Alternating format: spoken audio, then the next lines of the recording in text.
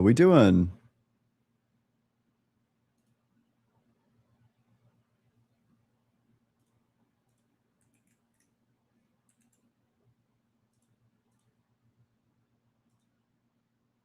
Okay, that goes there. One of those there. One of these here.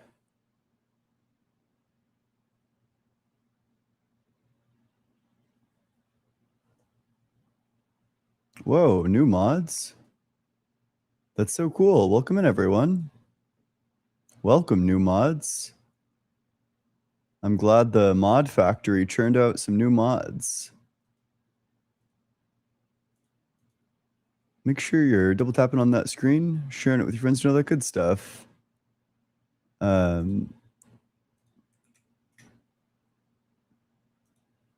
Oop.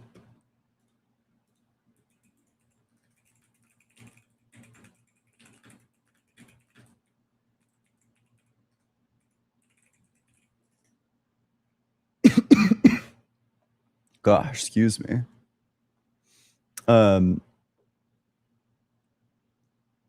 Okay, one sec. Which one? I'm trying to add something. I want to capture a specific window. The window that I would like to capture. Damn. Maybe I want to capture damn. Damn. Okay. I guess that's just going to have to do.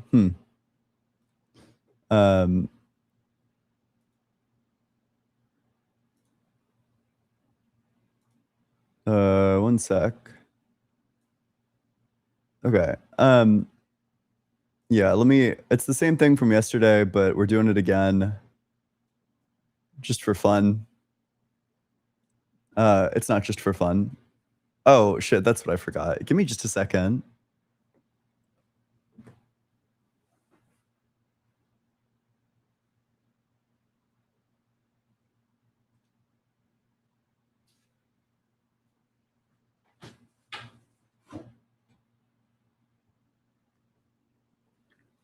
I forgot my little notebook.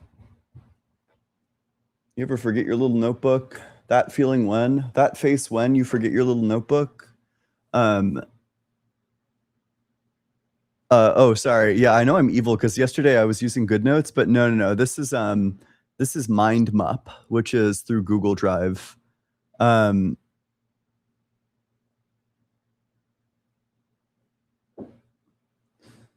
sec. I'm like unceremoniously taking my shoes off. Make sure you're double tapping on that screen, sharing it with your friends, and all that good stuff.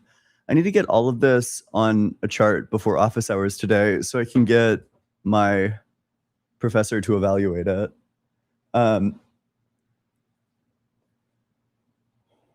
It's MindMup with a U. So, okay, the chart's like this.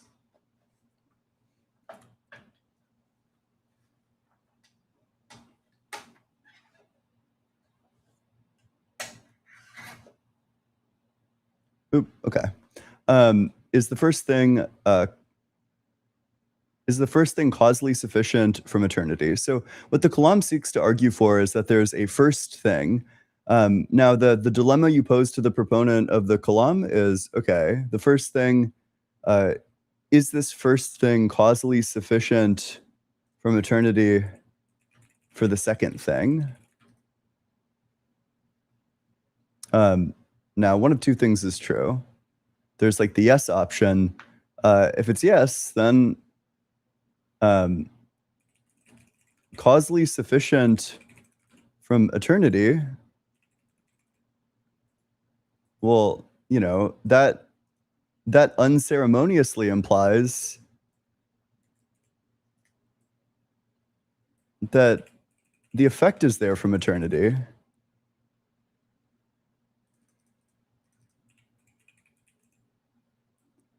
And then that implies that the universe does not begin to exist.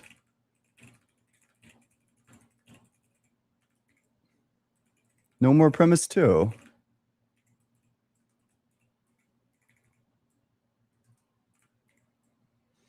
So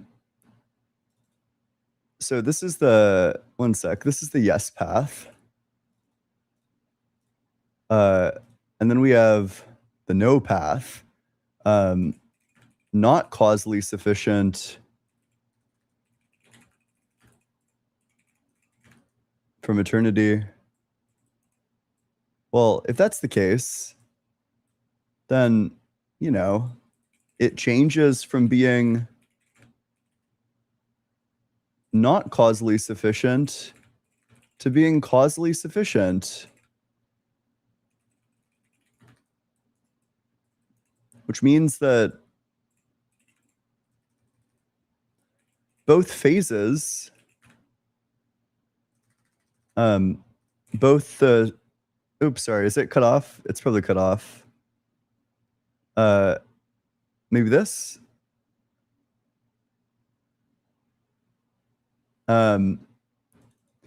Okay, but sure. So it's not causally sufficient from eternity. What that implies is that it changes from being not causally sufficient to being causally sufficient because it's the first cause.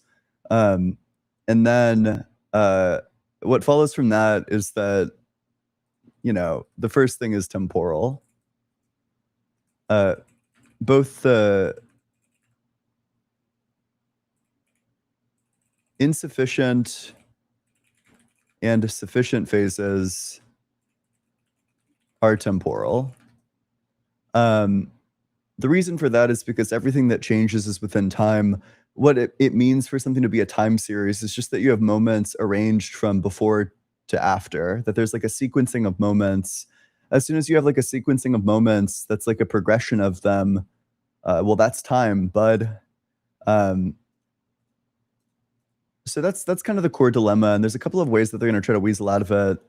But okay, wait, sorry. There's one more step in the dilemma.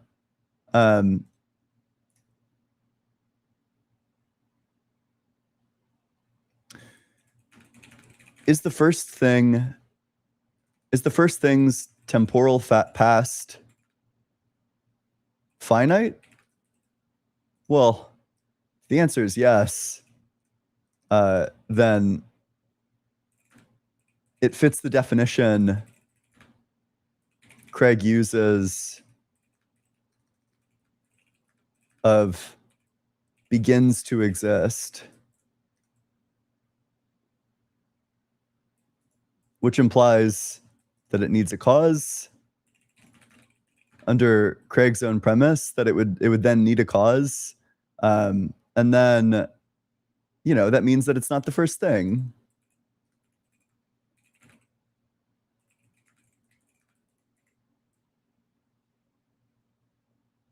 Which, you know, is unfortunate.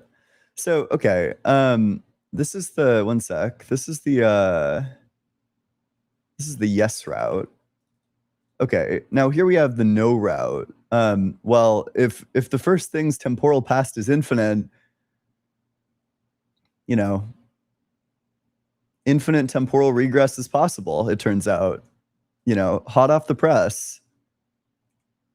The proponent of the Kalam is actually fine with the infinite temporal regress.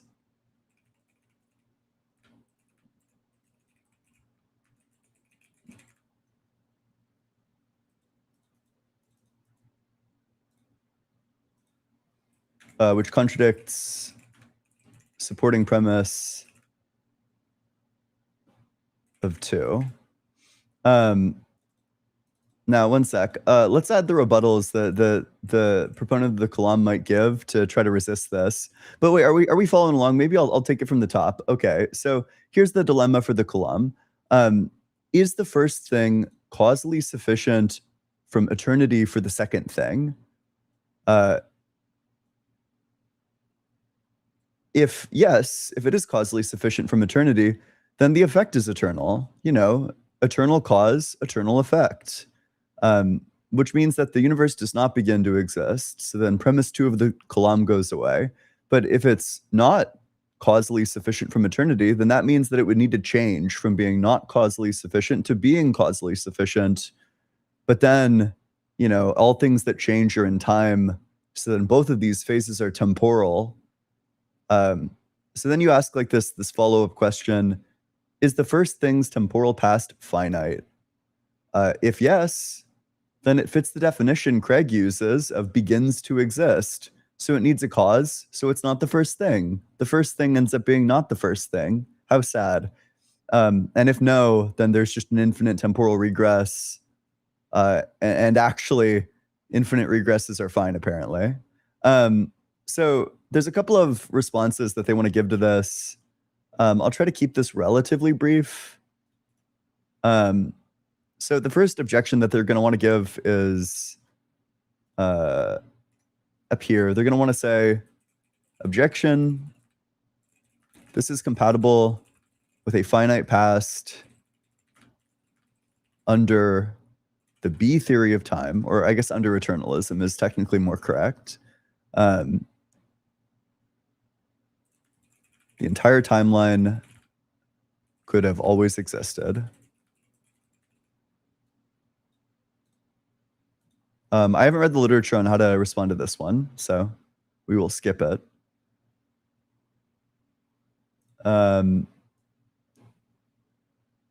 So the ones that I have read the literature on are the ones up here. The stuff on it being not causally sufficient from eternity, they're going to want to say a couple of things. So their first objection, it's not a change.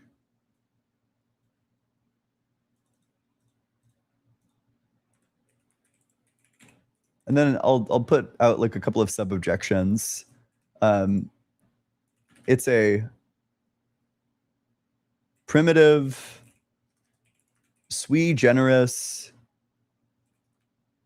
That's not how you spell generous. What the fuck? Is that, maybe that is how you spell it. I don't know how you spell this word. It's Latin. Oh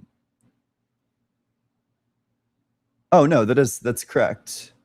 In terms of what I'm using, it's a sui generis relationship. It's just saying like, you know, it's like one of a kind or something. So it's not a change. The other thing they might say, you know, it's not a change. Changes require time, and this is timeless, so it's not a change. And then,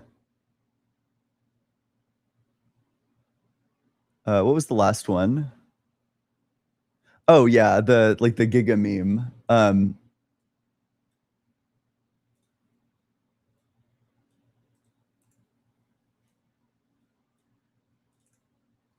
It's not a change. It's causally prior. It's not a change. So we have funny things to say to all of these. First of all, William Lane Craig defends the view that the thing in its primary state, its like timeless state, is not causing anything. No, it can't cause anything. It's not exercising any causal power. Also, causally prior entails temporally prior. So that's what you say in terms of like the causally prior stuff. In terms of the change requires time and it's timeless. Okay, this one, you want to pose this one as a dilemma too. Either time is absolute or it's, well, maybe I'll just ask it as a question. Is time relational? Which just means like, that's where you try to collapse the timeline into the change line. Relational time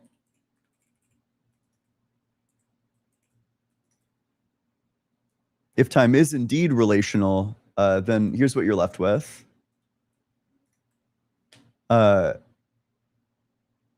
One sec. Let me check my notes. Okay, yeah. If you have relational time, then change is the ground of time. This means that the explanation for why it's not in time must reference change and cannot reference time, because that's question begging. Okay. And then for the last one, like the turbo meme, it's a primitive sui generis relation, so it's not a change. There's a, well, actually, this one kind of applies to all of them. Oh, wait, sorry. I totally fucking missed a branch. Okay, this is the yes branch. But what about the no branch? Well, if time's not relational, then it's something called absolute, which means that it's its own object. You know, absolute time implies change is grounded in time. And if change is grounded in time, the first thing cannot change.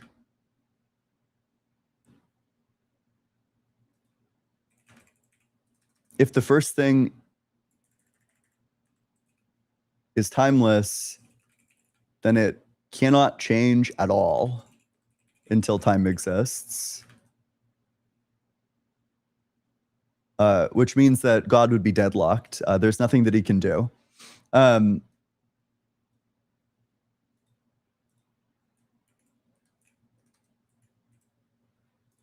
Okay. One sec. Let me make these an appropriate color.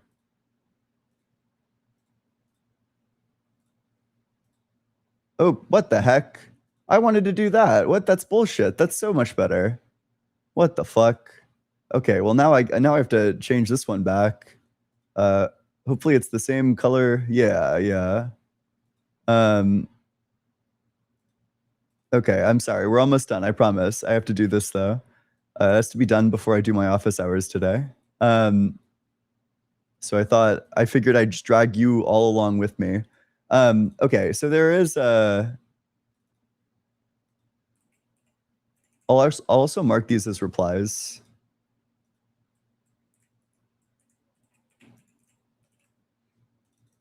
And then there's like one like giga turbo reply, which is that if it's not a change,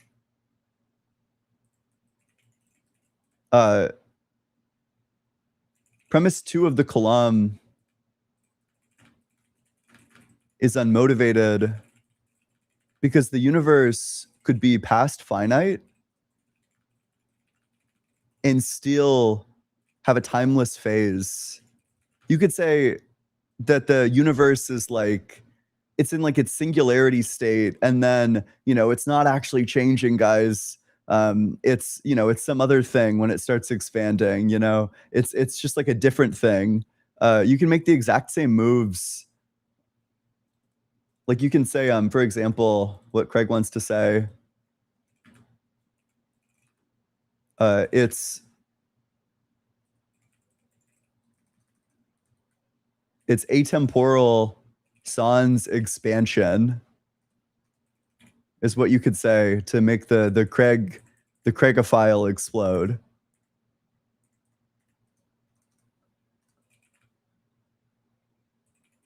The universe is atemporal sans expansion and temporal with expansion. And you can just run the exact same explanation for why that's totally fine. And indeed, it's like not a change at all, going from not expanding to expanding.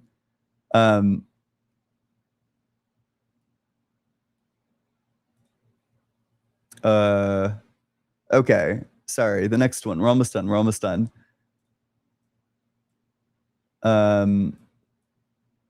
The final objection for this section, objection, even if it is a change, time is relational and it only exists. Oops, sorry.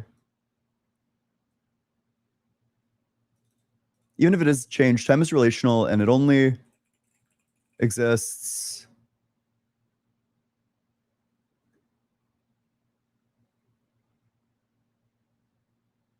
sorry, okay, I got distracted. Even if it is a change, time is relational and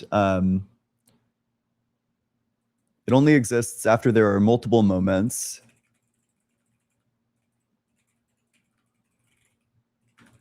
The first moment cannot be temporal. Only when there are multiple is it temporal. Now, this is really funny because you can run just the exact same naturalistic parody. You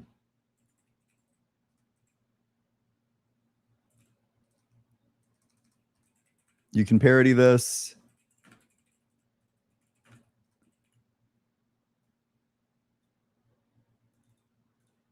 The universe is atemporal, or is the universe is atemporal, sans expansion, and then temporal with expansion. So premise 2 is unmotivated. But then the other response, this just seems like an indite. Seems to be just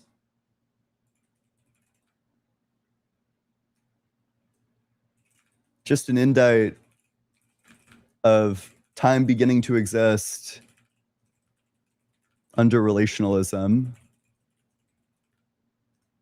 That's what it kind of seems to me to be more than anything. Oh, nope, I don't want that change. Okay. We're almost done. Last section. Actually, no, I think that's probably fine. Okay. Thanks for bearing with me. I appreciate all of you. I'm so sorry. All right. If you're in that guest request box, make sure that you're 18 or older. Make sure that you believe in the God of the Bible, the Torah, or the Quran. One sec.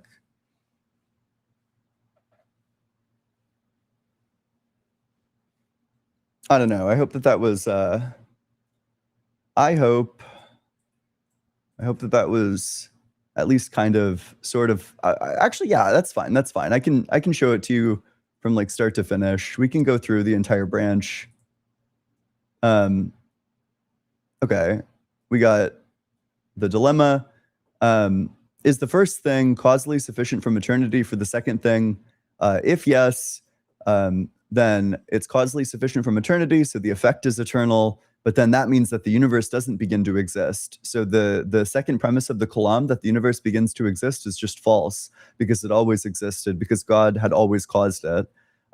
They might say that this is compatible with B theory. I know Craig thinks that this is dead on arrival because in some sense, under the B theory, the universe doesn't come into existence. It just always exists, even if it is finite.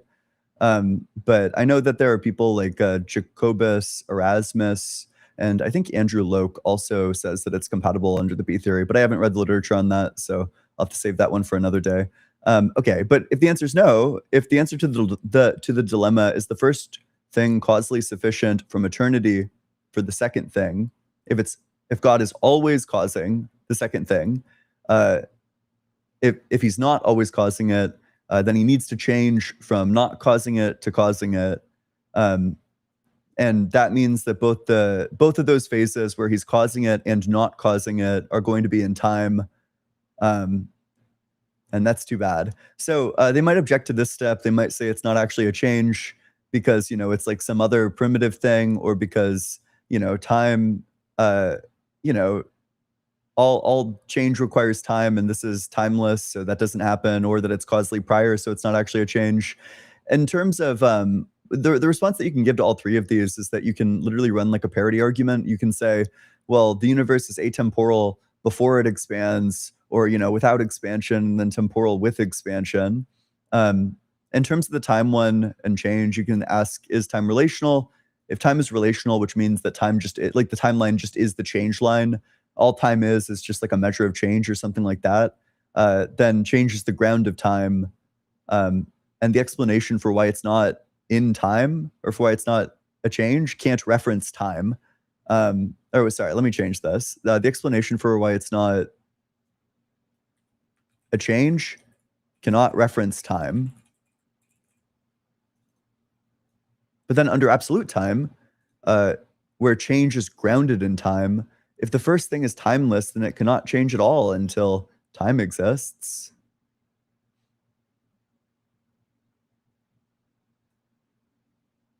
Okay.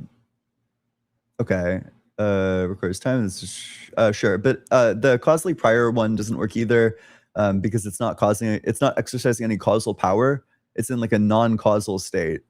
But then, also things that are causally prior are temporally prior. Fuck you. It's just obvious. But if you don't find that's just obvious to be a good argument. The second objection is that even if it is a change, time is relational, and it only exists after there are multiple moments because there's only temporal relations among multiple moments. You need multiple moments in order to have like multiple moments in a sequence, obviously, and that's what time is under relationalism. So the first moment's not temporal. But you can parody this. Again, the universe is atemporal sans expansion and then temporal with expansion, so premise 2 is unmotivated. But then this just seems to be an indite of time beginning to exist under relationalism. In some sense, you're like dunking on your own argument. Where the heck? Okay. Yep. Okay, but if it's the yes one, so the last thing you want to say after you answer all their objections is this. You ask, is the first thing's temporal past finite? If it is finite, then under Craig's definition, it begins to exist. So it's not the first thing. But if no, then there are infinite temporal regresses, and the Kalam is dead. Okay, sorry, a bit of a yap.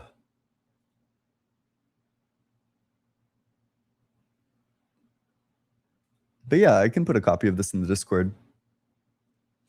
Anyway, make sure you're double tapping on that screen, sharing it with your friends, doing all that good stuff. If you're in that guest request box, I think I already read these conditions. Okay.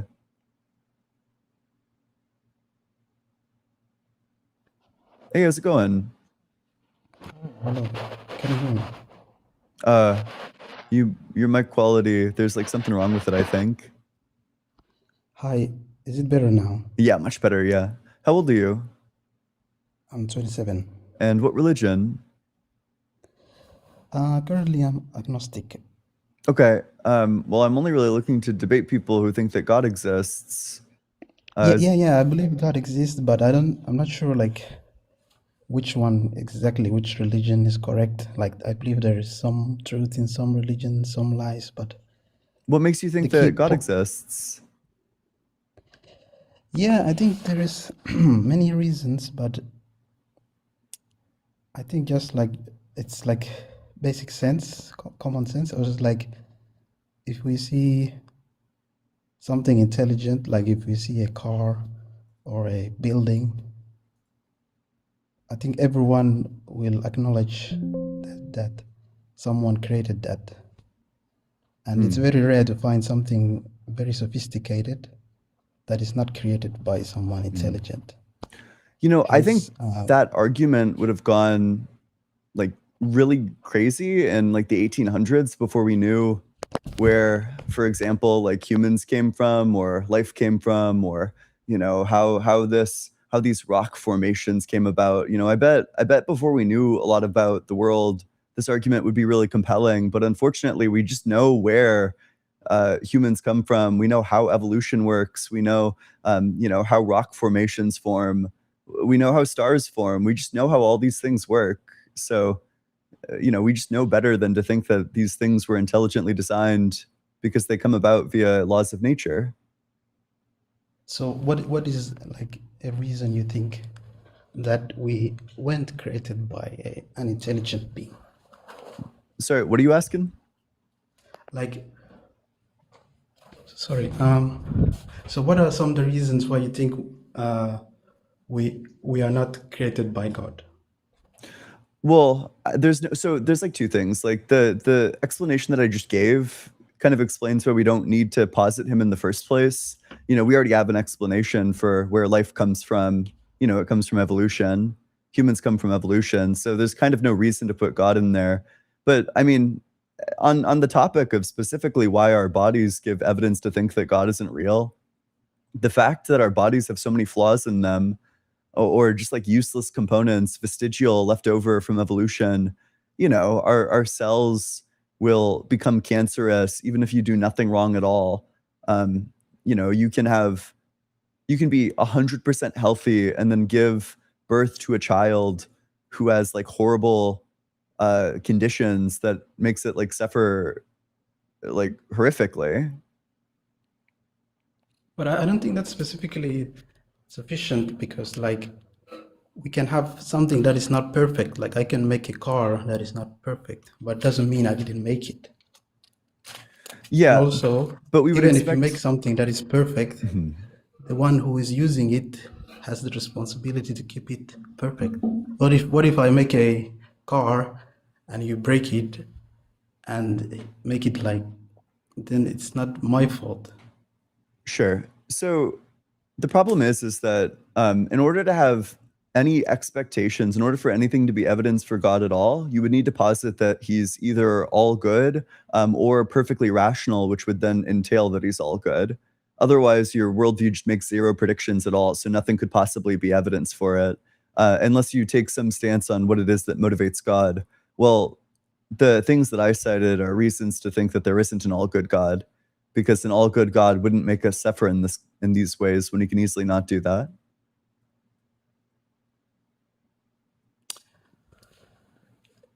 Yeah, I'm not talking about is God like good or bad or what is right or what is not right.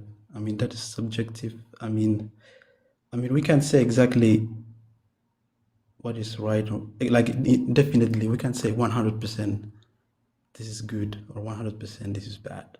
I think we all agree with that. You don't want to say that, otherwise your arguments become like self-defeating. I have, if you don't think God is all good, I have literally no reason at all to expect that he would create anything in the first place. Like, why would God want to create?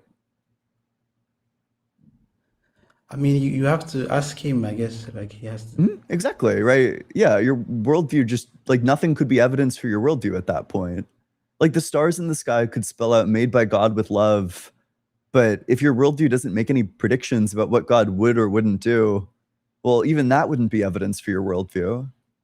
I mean, what I see, I think like I believe he has good reasons, and like most of the time the problems we are facing is because of us or because of who we have around us. But I think he himself, I don't think he has much, like I think he did everything perfect in his part, but then like people messed up, and I don't think he can be held responsible for that. I So mean, wait, is otherwise all good or otherwise he is would not be all good or? otherwise he would be creating like robots, and then there's no, what's the point of having robots? Like do you want to be a robot? Like you do then I think that's the only time when everything will be perfect, because Wait, so you then we do do think that exactly God's all how good or we. you don't think that he's all good? I think he's all good. Yeah, I think he's all good. Okay, Yeah. sure. Well, then the fact that our bodies have like cancer is really good reason to think that God doesn't exist. No, yeah, I don't think so, because the cancer. I don't think. I don't blame God for cancers, because we have a choice most of the time. At least I don't know everything about cancer, but most of the time, what we see, we have a choice. Like let's say a smoker, he will get cancer, but I don't think that you can't blame God for him having cancer. The majority of people who get cancer get it having done nothing wrong in their own lives. It comes about How, via your cells trying to exactly replicate billions of nucleotide pairs in an exact sequence.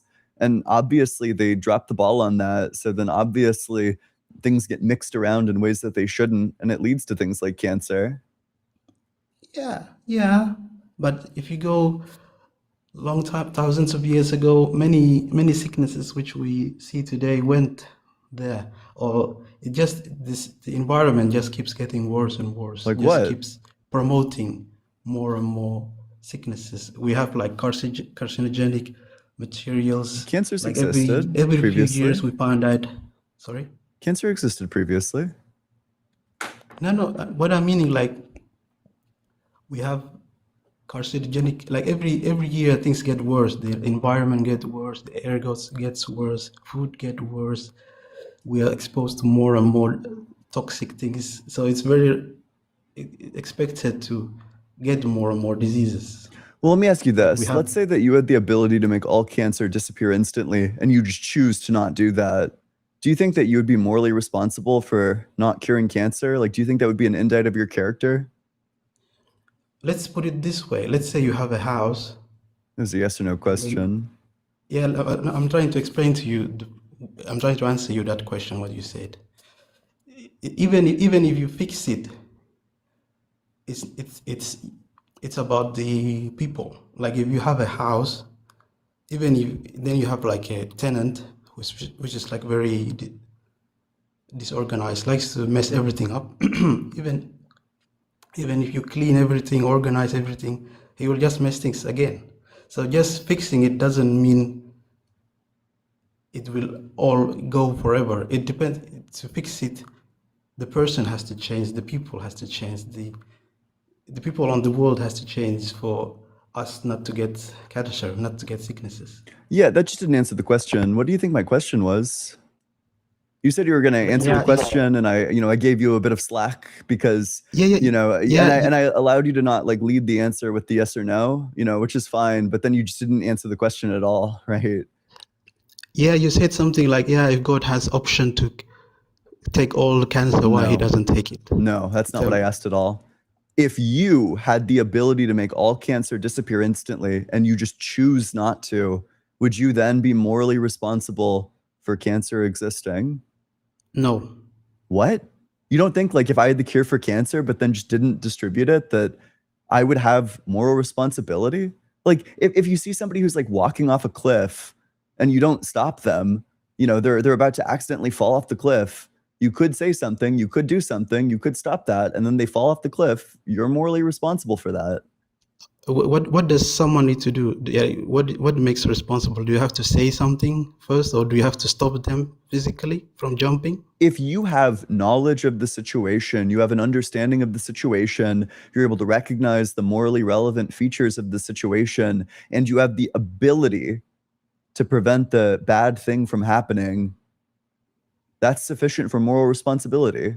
From there, either you prevent it from happening, in which case you do a good thing, or you don't prevent it from happening, in which case you do a bad thing. How will you prevent it? Like, let's say your example, someone jumping from a cliff. How will you prevent from a cliff? Or falling from the cliff. How will you prevent him? Yeah, you shout, hey, you're getting pretty close to the cliff. Hey, watch out. What if he doesn't listen?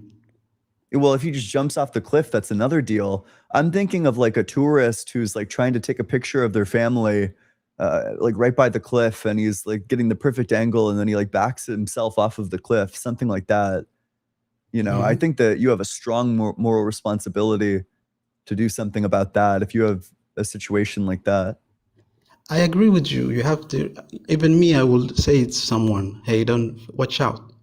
But at the end of the day, the responsibility is with that person. Will he listen to me or not? If you wait, yes. let's say that person, let's say you don't say anything and then the person falls off the cliff. You could have said something. You knew what was going to happen. Are you morally responsible for the person falling off the cliff? There is a small part, sure, but yes, I mean, it depends. It's very complicated because, maybe that guy has habit. If this guy has habits to just always be on the cliff, it doesn't matter how many times someone warns him. I think one time he will 100% one day fall, like even no matter how many times someone warns them. But that's not the point. It's really not that complicated, right? This is like a very straightforward situation where you have a strong moral responsibility to do something. And so similarly, if you have the cure for cancer and then don't give people the cure for cancer, You have enough of the cure for cancer to cure all cancer forever, and you just don't distribute it. Instead, you like dump it into a lake or something. You're morally responsible for the people that die of cancer. No, I think I'm responsible to warn. Yes, that one I can agree, but I'm not responsible on what happens to him. Well, Everyone is responsible of himself. I just want to be clear. So you think that if you had the cure for cancer, enough of the cure for cancer to get rid of it forever, and you just choose to dump it into a lake, No. would you be morally responsible for people dying of cancer at that point? Okay. Let's put aside the cliff guy. Let's now talk about what you're saying about giving cancer. Yeah. If I give someone cancer, if I give someone nobody's talking the cure, yeah. If I give someone the cure, even if I give him, he has to take it. He has a choice whether he wants to take it or not. Mm-hmm. Yep. If he doesn't take it and he dies, it's not my fault. Do you have a choice to answer the question, or is it like, are you like physically incapable of answering the question? What is the question? Sorry. Yeah. Would you be morally responsible for all the people who would have taken the cure and then die of cancer if you just choose to dump the cure for cancer into like a lake? If they would have taken it, if I would have given them and they would have taken it, as you said, then yes, I will be morally responsible. Okay, I think a lot of people who have cancer right now would love it if God cured their cancer.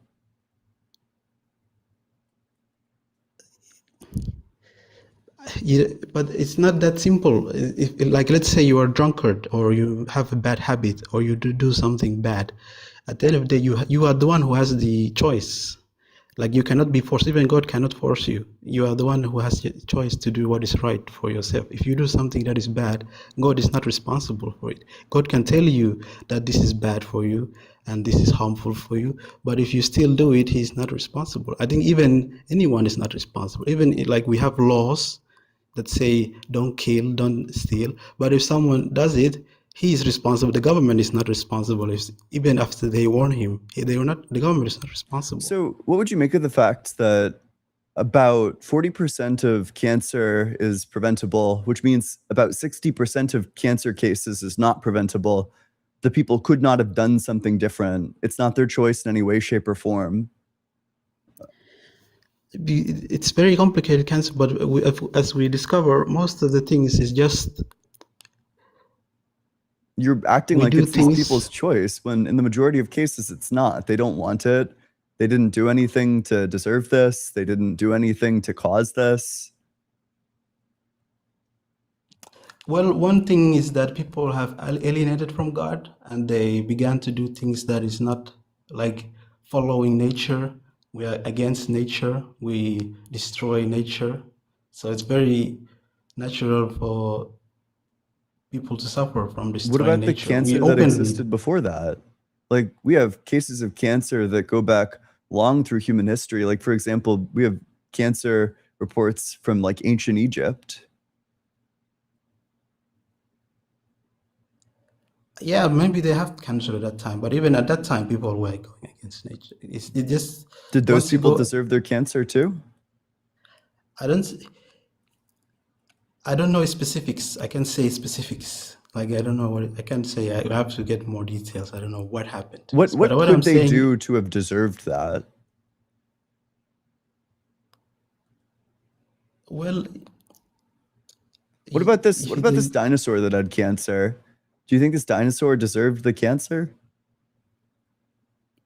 Did the dinosaur do something wrong? I don't have specifics. I don't know why did he had cancer. I don't know. He has bone cancer. You know, luckily we know why cancer arises. It's because of mutations. A lot of mutations are totally random. Like, you didn't do anything to deserve it. You didn't do anything to cause it. The thing, yeah, we keep saying cancer this, cancer that, cancer came from this, cancer came from that, but even we don't know exactly what it is. If we understand it, I think we will have already fixed it. Even we know exactly what causes it. The problem is that it's a very difficult problem to solve, but we know what causes cancer. Not exactly. I mean, you were just citing things that caused cancer earlier. You can know, like, for example, you know, I can know exactly let's say I'm fighting Mike Tyson. I can know exactly what he's going to throw, and there's still nothing that I can do about it. You know, just like simply knowing how Okay. something arises doesn't give you like the magical like fix for it. Yeah, sometimes. Yeah, but the point is, the further people go from God, the further people go from nature, then the more issues they have in general. They just want to fix, they What's want the to do things evidence of their that? own. Yeah, we go against nature, we destroy nature, But what's the evidence we that people would destroy be trees. cancer free if not for that? That nobody Well, at all would have cancer. What's the evidence for okay, that? That's like a that's a ridiculous claim. yeah, well, let's say we don't smoke. No, I want to know what the evidence is that nobody, not one single person, would have cancer Let's if say we not don't for smoke. environmental Let's say people destruction. don't smoke. Yeah. Then the Then, people who th- get cancer from smoking wouldn't get cancer. What about the rest of them? and then we go next. We Yeah. just Let's say we next get and rid of all next. the stuff. You know, this Yeah, is the preventable ones, and then you're still left with more than 50% of the cancer cases. What then? sure. But even with cancer, we later realize, like, okay, oh, we find some baby powder happened to have some carcinogenic. We never knew. These are some things we were like, oh, it's not What preventable. about the But then people we find before out, baby oh, powder? then we have something else. We have some chemicals somewhere, some dirty water coming from Explain the pipes. fact that Or dinosaurs have cancer then. If it's all just your choice, explain the fact that dinosaurs have cancer.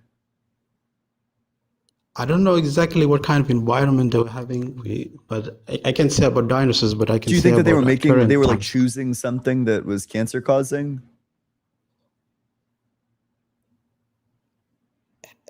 I don't know exactly what they were doing at that times. I don't know. Maybe I wasn't smoking? there exactly. Maybe they were sinning a bit. You know, maybe it was something that they were eating. Am I right? Maybe. You never know. How do you You know? know, for Maybe some they reason were. I suspect Maybe they not. were smoking. You never know. Maybe they were smoking. Maybe they're having some. Okay, How do you know? so Maybe your they're worldview is like selling. utterly unable to account for these like basic facts about biology. So that's just going to be strong evidence against it. Like it's such good evidence against it that you literally can't even posit an explanation. Whereas my worldview can easily explain it. You know, cancer comes from genetic mutations. Genetic mutations have always existed as long as life has existed. Yeah, but now we are okay. But yeah, so this is some of the things I think. I think at the end of the day, we have our own views. I think, yeah, no matter how many evidence I give, you will not believe it them, and yeah, that's the point. So I guess like no matter how what's convincing your I am, evidence though? I gave you many evidences, but I guess they get ignored. Okay. Well, hey, do you have anything else?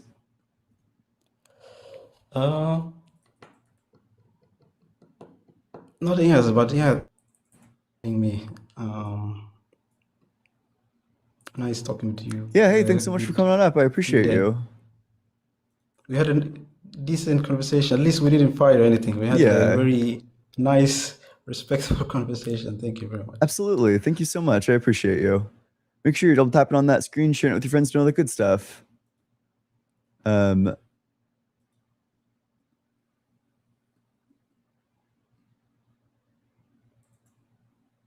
Let's get, should we do it? I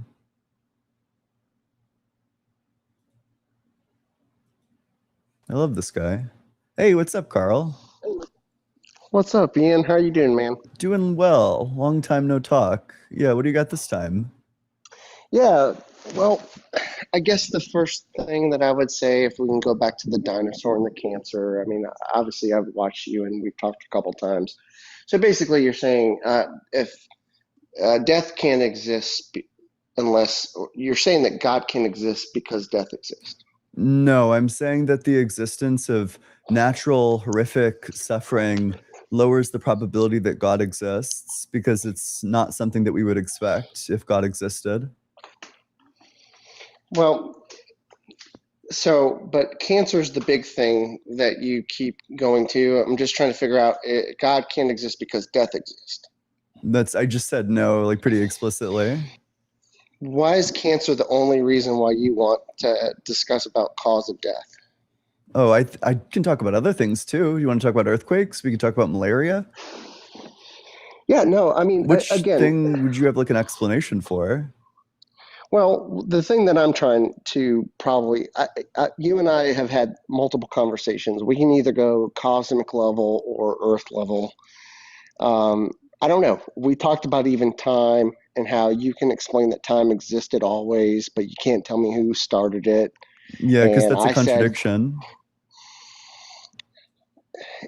in listen, you have to understand something. Our limited knowledge of what we understand and know is so minute. It's almost egotistical because if you look from a scientific perspective, we still don't understand the fourth dimension. We still don't understand scientific understandings of how things came to existence. So whether it's God or another mechanism, I don't understand why you discount people that believe that there's an entity out there that is Mhm. a cosmic grand designer. Even it's not Christian, whatever you want to say. Why is it that you don't believe there's an entity out there? Instead, you want to solve Mhm. everything with your understanding of science, which Mm-mm. if you want to go 100 years versus the span of mankind, do you believe that we are at the pinnacle of understanding? Sorry. So I guess there's like a couple things here. First, I want to address the things that you were just saying. I never claim that all of my understanding comes from science. I draw pretty heavily from philosophy. I think I've explained this to you a couple of times. The reason why I don't think that there's this cosmic grand designer is because time can't be created. And because time is inseparable from space, that means that space also can't be created. And because the quantum fields are defined at every point in space-time, it seems to follow that the quantum fields also can't be created. It just seems to be Would you one big connected object that can't come into existence, would which you agree means that that we every have kind of good reason to think that God didn't create the universe or that there can't be a cosmic grand designer. do you agree that everything you just mentioned, you said I go mostly on the philosophical, but everything you just referenced besides that is all scientific based? Yeah, I draw on both of them, but a large portion of my understanding is philosophy. Your claim was inaccurate. You said that my understanding is only scientific. Nope, it's a mix of things. Okay, I understand that, but you didn't give me anything philosophical. You just gave me everything scientific there, right? Did So you want I'm me just to? trying to. You can. It's your Sure. show. Yeah. Well, time can't come into existence. If time begins to exist, then a timeless phase changes into a temporal phase, but anything that changes is in time. So then you'd have a timeless phase that's in time, which is a contradiction. So time can't begin to exist. It must always exist. So let me refer back to what I was originally referencing to your knowledge. Mhm. That to your knowledge. Oh, do you want to disagree with like a premise? Well, I'm just saying to your knowledge and every other human being's knowledge. That's all I'm trying to explain is to your knowledge up to this point, meaning you're at the pinnacle of the definitive understanding of all things. No, this is the understanding that somebody like Aristotle had. And the argument was so good that the Catholic Church had to ban it in like the 1300s because they couldn't contend with it. So Aristotle was as enlightened now, and he knew more. He knew just as much as we know now, because I feel like Didn't say we're that. not. That's not what I said. Well, what I'm saying, in my opinion, is that the very concept is the trust of the unknown versus the believing of the known and is always known. And I know you're not saying that. All I'm saying is you're leaning on such definitive things for the moment, but the moment's going to pass you. There are going to be things and understandings of things that you will never know, but give it 10 more years even, Mhm. or 15 years, 20 years. I just How about I think 2500? Because that's how long it's been since Aristotle's put this argument forward. And I don't think there are any good rebuttals to it. do you okay, so let me ask you this question. Okay, that's a great thing. Aristotle, can you give me the premise again of what Aristotle said? Yeah.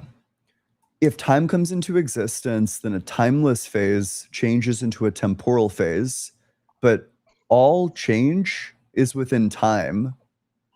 Therefore, if a timeless phase changes into a temporal phase, then the timeless phase would be within time, which is a contradiction. So time can't begin to exist. You know what? For us laymen's, can explain it like I'm 5. So when a thing begins to exist, before it exists, it didn't exist. So we're gonna have two things, world with no, or sorry, world is a misnomer. Reality with no time, reality with time. If time begins to exist, we're going to have reality with no time, reality with time. Now, we would need to get from reality with no time to reality with time. That's a change. The intrinsic properties of reality changed. It became temporal. Sequences of moments began. But changes are within time because every change has a before moment and an after moment. So you would need to say that this timeless state is the before moment, but then it's just in the timeline. So the timeless state would be on the timeline. And that's no good. A timeless time? I don't think so. So time can't begin to exist. The picture of no time, timeless reality changing into temporal reality is incoherent. Oh, was that it? Yep. Okay. Well, that makes a little bit more sense, I guess. The only other thing I can say is are you familiar with the spyglass theory? No. Or it's a philosophical thing. So the old retractable, extendable spyglasses. So when somebody was looking through it, they only saw what they saw, and there was supposedly nothing else out there on the horizon. I just believe in terms of a philosophical debate, we have yet to even see anything. When I was a kid, I used to think that my city was the only thing that existed. And then when I traveled out even more, then I saw other things. And I know that's all a physical representation. All I'm saying is we have yet to understand anything. We have had more scientific breakthroughs in 10 years than we've had in the last 100. Isn't that crazy? That's pretty cool. I have no idea if that's true, but that's pretty cool. I just have no idea how that responds to the argument. Well, what I'm saying is you're looking out of the spyglass right now. You're talking about Galileo, right? Nope. And didn't mention Galileo a single time. I'm sorry. Who did you mention? I apologize. Aristotle. Do you know by how many years Aristotle predates Galileo? I don't know. You're saying it was probably close like to 2000. Okay, that's fine. I misspoke on the person that you referenced and gave a very expanded understanding about that theory. I apologize that I misspoke, okay. But that doesn't. But what I'm saying is that explanation that you gave, you understand. Like, look at the James Webb Space Telescope. Okay, I'm looking at it. You are? No. Okay, but just understand how our cell phones. We have 100 times more power in our cell phones right now than we do when we launched Apollo 11. So what? Okay. So what I'm saying is that we have yet to even scrape the surface of understanding of things. And to decide that right now, because of everything that I know, it's like a little child sitting in their high chair saying, I want to make a gourmet meal and I deserve it now, when we don't even have the understanding yet. So what I'm saying is that I'm just saying that whether it's God or whatever you want to believe in, I'm saying that we don't understand or have the answers. Yeah. I'm trying to respect people that are atheists because I understand that if you have not had experiences in things and if you don't have faith, that's fine. I'm not judging anybody. But at the same time, it's very hard for people that do have faith to feel chastised, which is what you guys are doing, right? Am I No, chastising you, or do you feel chastised? Carl, do you think I, one day we're going to be staring out from the James Webb Telescope and, we're just going to be looking at some Milky Way and it's going to turn out that actually logical contradictions can be true? no. Well, first off, let's go Sure. back So to if we agree that logical contradictions are false, then the argument that I made just follows. The thing that would need to change is logic. no. I'm saying you made an assumption for me. What I was trying to first say is, in terms of the chastisement, every time I've talked to you, I get hate mail and death threats in my messages. Okay, I and disavow the so, death threats. I don't think that's chill. but don't disavow the hate mail, right? Like Depends. It's circumstantial. Circumstantial. okay, well, that's fine. I mean, again, so that's fine. I have no problem with it. All I'm saying is that at the end of the day, we we're all at the poker table. We don't know which house we're playing against, Hmm. But and luckily, the it's person I'm playing with doesn't have a good poker face. He's obviously bluffing. well, I'm assuming you're saying God, or you're talking about Christians. I don't know, I'm talking about or you, right? me. Like you always Okay, do this. Like I give you an argument, you can't give any critique of the argument, and then you say, "Well, there's Ian, just so much we don't know." That's fine that but there's so you're much we don't know, but there are some things that we do know. Like for example, change beginning or time beginning to exist would require a change. That all changes are within time. Ian. So you would have a Ian, timeless state that's in time, do which is a do you contradiction. do you understand that your argument has tons and tons and tons of people that are smarter than you and I that actually have an argument that is greater than either of us could even understand. But for Like who? some reason, Name one. oh my gosh. Okay, do I had to look it up, right? So because you focus on three things, okay?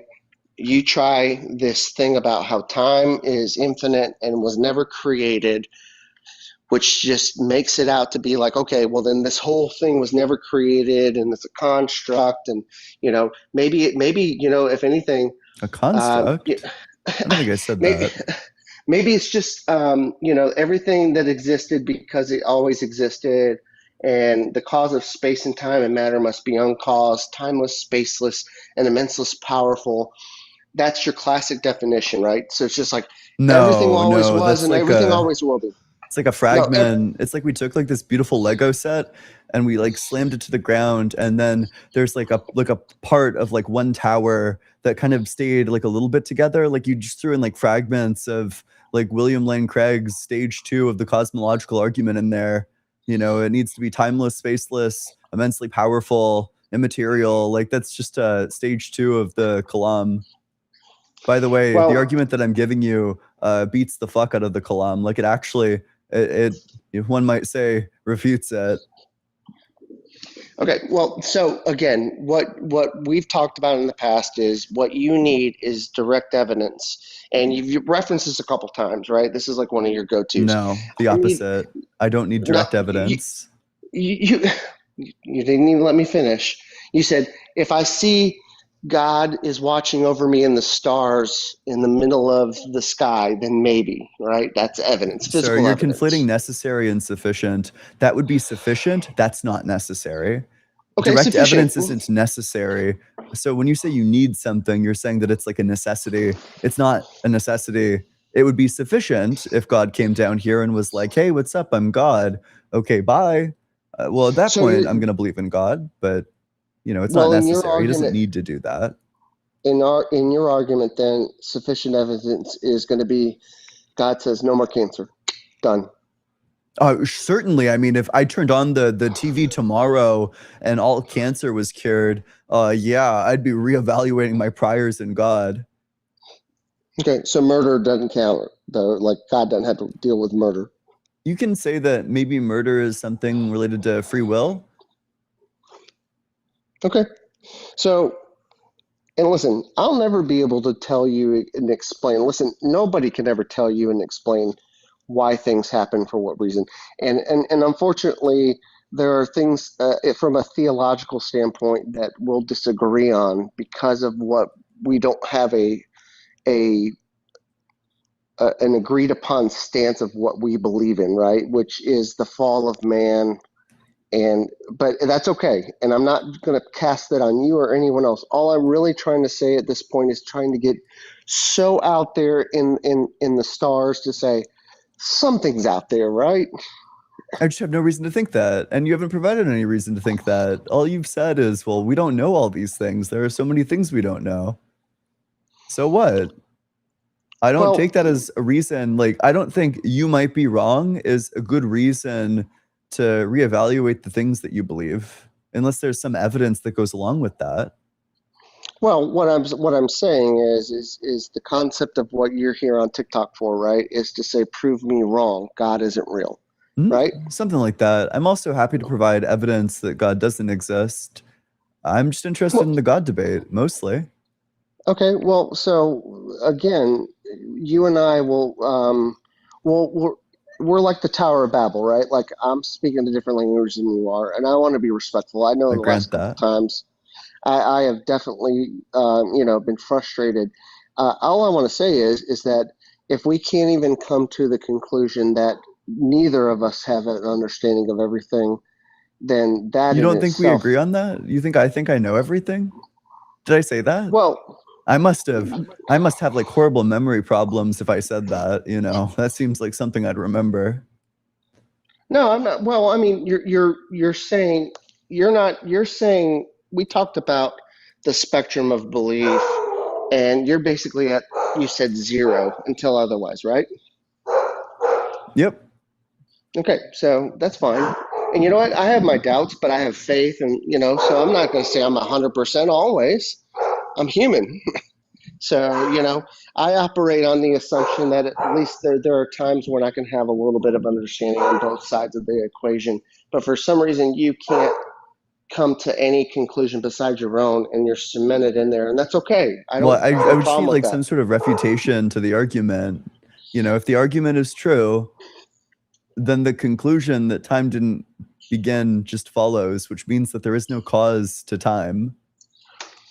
Well, again, you can't give me scientific evidence that time always existed. You can't. I can give you philosophical evidence. Why would I need to give you scientific evidence? Because philosophical. I didn't ask you in, for scientific evidence. Why would you restrict me to just scientific evidence? Well, because you're going off of the philosophical, and the philosophical does not have anything but if-then statements, thus, and that's impossible for it to have an actual equitable understanding and a logical explanation. Instead, that's just it is, false. well, okay, philosophy is it a science? I wouldn't say that it's a science, no. Science is derivative from philosophy. Then what are we talking about? We're talking about a metaphysical question about whether or not God exists. If you're upset that there are philosophical arguments present within the philosophical topic, that's kind of unfortunate. So is philosophy mathematics? No. You could argue that mathematics derives from philosophy, although they kind of like co-formed. So philosophy above like Aristotle's, or no, upon Plato's Academy was the phrase like, only geometers welcome, or something like that, where geometer at that time just referred to like somebody who reasons through things geometrically, like a critical thinker. Well, that didn't help out the conversation at all, but philosophy is without a doubt, philosophical understandings and themes have been challenged throughout mankind. Mm-hmm. So I don't understand why you're now making them concrete.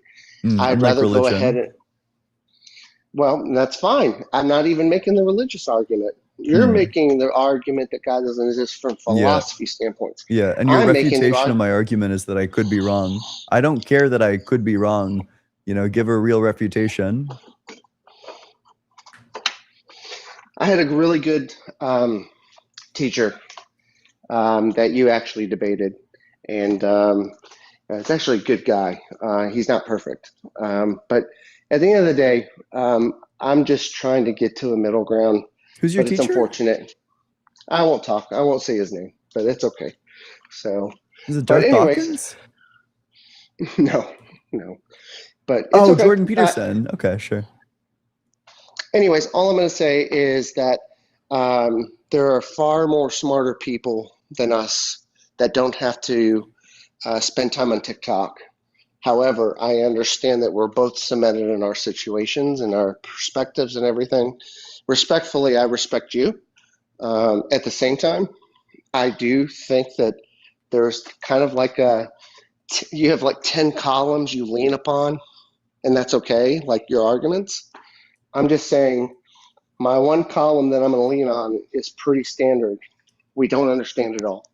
So then why take a stance at all instead of be agnostic?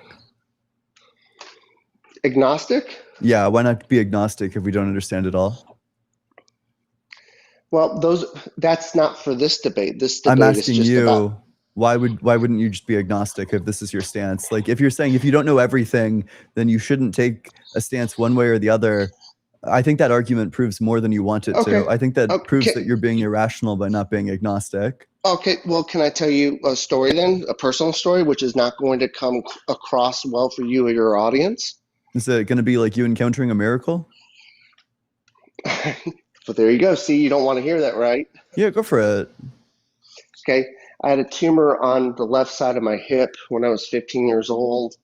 Then it hemorrhaged, and I had a blood clot after the surgery, and after therapy, I died. Okay. And I'm not going to explain the rest because I know everybody's going to call me a psychopath and give me death threats and everything. But you can just look up, and I know there's tons of explanations. Scientifically, I even looked at it. Okay, like I understand there's a frame of time where your brain is still, it's like you're almost dreaming, but I can't explain it to you, and it's okay, and that's okay. I hope it's okay. That's just my personal experience, but I'm not throwing it upon anybody. So, I mean, you must understand that this is in no way convincing. This happens to hundreds of thousands of people every single year. Hundreds of thousands of people are declared dead and then they're resuscitated. I understand that, and that's why I didn't even bring it up. But if you want to, you asked me why I'm not an atheist or an agnostic, and that's my personal experience. But I never brought it up, right? Mm-hmm. But why would that be evidence for God? This literally happens to lots of people. Well, I don't know. Listen, that's not my. Listen, I am who I am, and I experienced what I experienced, and I don't want anybody to go through any of that. But at the same time, there's something I think. But at the same time, I'm not going to push it upon anybody. Well, so then it sounds like you don't even have good reason to think that it's evidence. Also, by the way, I don't know if you know this, but when you're declared dead, you're declared clinically dead, which is when your heart and breathing stop. Well, I became a paramedic. There aren't people that are brain dead and then come back to life. I became a paramedic after that episode, and I was a paramedic for 7 years. And I went through college while I worked full time as a paramedic. Okay, and I'm not going to get far into it. Okay, but it's okay. Like, listen, I understand you need evidence that I cannot provide you, and that's okay because guess what? I have supposed, and I know it's going to be discounted, but at least in my opinion, I felt something and saw something that I've never seen and felt before. And I know it's hard to explain and quantify, and unfortunately, and it's not a chastisement. I'm not chastising you. Can I ask, were you declared brain dead? No. Okay. Well, then this happens to like hundreds of thousands of people a year. Okay, that's fine. That's fine. Hey, man. You were in the hospital, presumably, right? Like, it seems like we have a perfectly good explanation backed by like over 10 years of schooling for why this happened to you. Okay, that's fine. It's totally fine. And Ian, listen, it's okay, man. I probably won't get back with you on this because I know that you need things that I can't provide you, and I don't want to evidence, like any evidence at all, not specifically scientific evidence, just evidence at all. Ian, I'm trying to be nice, man. Why can't you be nice? Okay, I'm not convinced that you are. I think that it's quite mean to strawman your opponent like relentlessly. I'm not. I literally, you wanted me to get into the personal situation because You what wanted if I that. can't? No, you said, well, then why are you not agnostic? Yeah. And I gave, okay, so did I answer your question with my personal experience No, that I didn't? because I have I no did. reason why that would make you not agnostic. Okay, well then, okay. Hey, why do you believe in God? Or why don't you believe in God? Well, I experienced this. Oh, I don't believe that that's why you believe in God. What are you talking about, man? Well, sorry, I Like, didn't. That's not what I claimed. I didn't claim that that's not what caused you to believe in God. I'm telling you that that's not a justified reason to believe in God. You know, I can believe in God because the first car that I see when I leave my apartment complex is green. That's not a good reason to listen, believe in God, though. okay. So I didn't assume that my personal beliefs and my personal experiences would be evidence for you. In fact, I was very clear and I But why said I is it didn't want to evidence for mention you? because I experienced it, but at the same time, And why would you're it make now, you agnostic, or why would it make you a theist as opposed to agnostic? well, again, Ian, I don't know. That this is getting you, I guess, clicks or something because I've been respectful and I've been trying to avoid personal things to make judgment. And so all you're doing now is attacking my personal experience, and I think I'll leave I'm you alone with attacking your that. reasoning process. Okay. He's a sense. Ooh. I'm not sensitive. Oh, okay. Well, I'm. How am I sensitive when I tell you that I had a, an Nobody amazing. attacked you personally. I'm saying that your reasoning doesn't follow.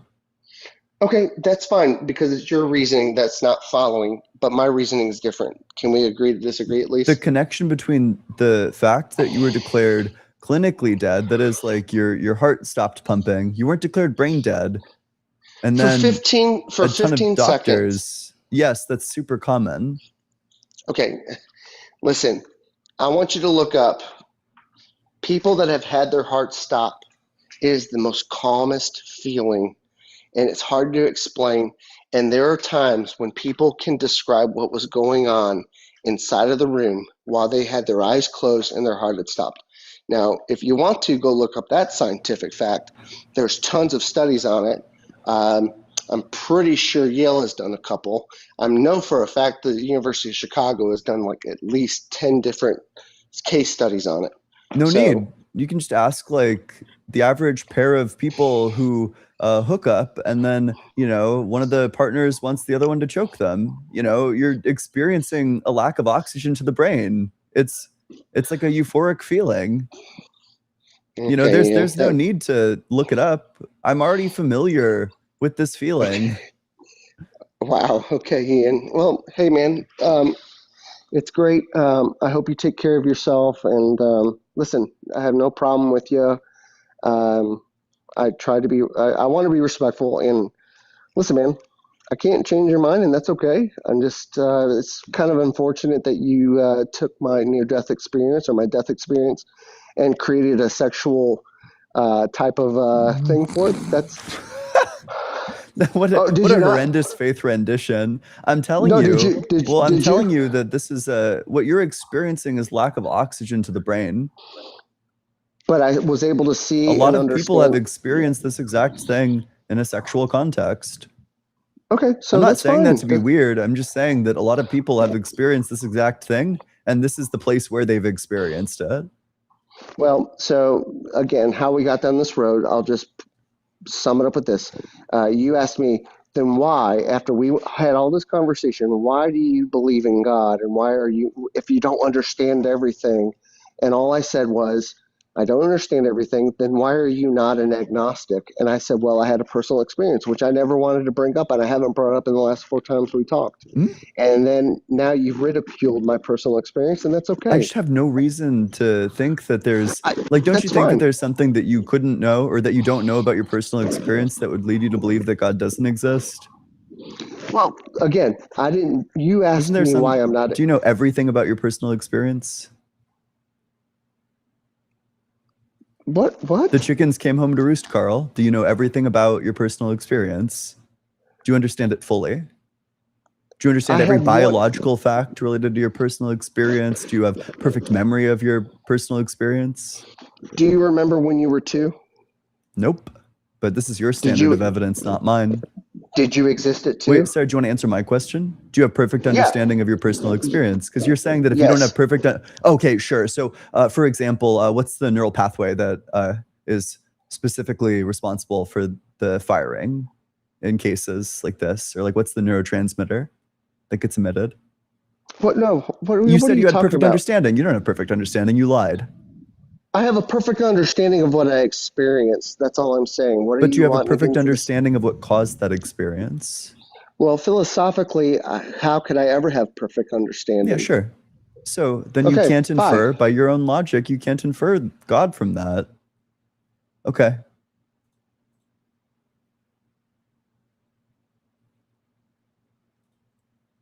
Ed Wolf, thanks so much for the Twitch subscription. I appreciate it. Let's get a big, big W. Wow. Maybe somebody would have been sympathetic if he wasn't such a scumbag. Wooden, thanks so much for the super chat. Just showing my support. I appreciate that, Wooden. Thank you so, so much. Appreciate you. Jace, thanks so much for the 100 jewels on YouTube. I appreciate that. Mike Bowen, thanks so much. We smoking on that Kalam pack. Yeah, wouldn't it be sick if I got to debate that scumbag William Lynn Craig? God, I want to debate that scumbag William Lynn Craig. Keen Lewis, thanks so much for the super chat. For the jewels. I appreciate that. Stay hydrated. And Raymond, thanks so much for the 1,000 jewels on YouTube. I appreciate you. Appreciate that. Thank you. Dr. Fudge, thanks so much for the $10 super chat. I was going to give a super chat, but then you brought up Carl, so now I won't. Wait, crap. Yeah, sorry. I apologize. You know, it's good to clip farm him as much as possible. You have to tend to your Carl crops to get the good content. Wooden, thanks so much for the cool Corey membership. Appreciate that. Welcome. Phantom, thank you so much for the $20 super chat. A pay raise for working the clip farm that is Carl. We're out here getting the good content. We're separating the wheat from the chaff here. Phantom, thank you so much for the Magnificent Mary subscription. Welcome to the community. Thank you so, so much. I really do appreciate that. Big, big W for Phantom. Huge W. I do appreciate that. Dr. Fudge, thanks so much. Appreciate you. Carl's entire shtick has just been, you could be wrong, therefore you should just stop thinking you're not wrong and whining when you don't. I think that's like a goated counter argument. You know, I don't know which of these premises to reject, but is it logically possible that you could be wrong? What would the logical contradiction in you being wrong be? Relax with Russell, ASMR. Thank you so, so much. This guy sucks. He has no argument, and his spyglass analogy is also a philosophical argument, and it goes both ways. You don't know enough to say God does exist, so by his analogy, you should be agnostic. Yeah, I realized that like minutes into this. I don't know why I didn't realize this earlier, but if that's the standard, like it's true. Like you just should all be agnostic.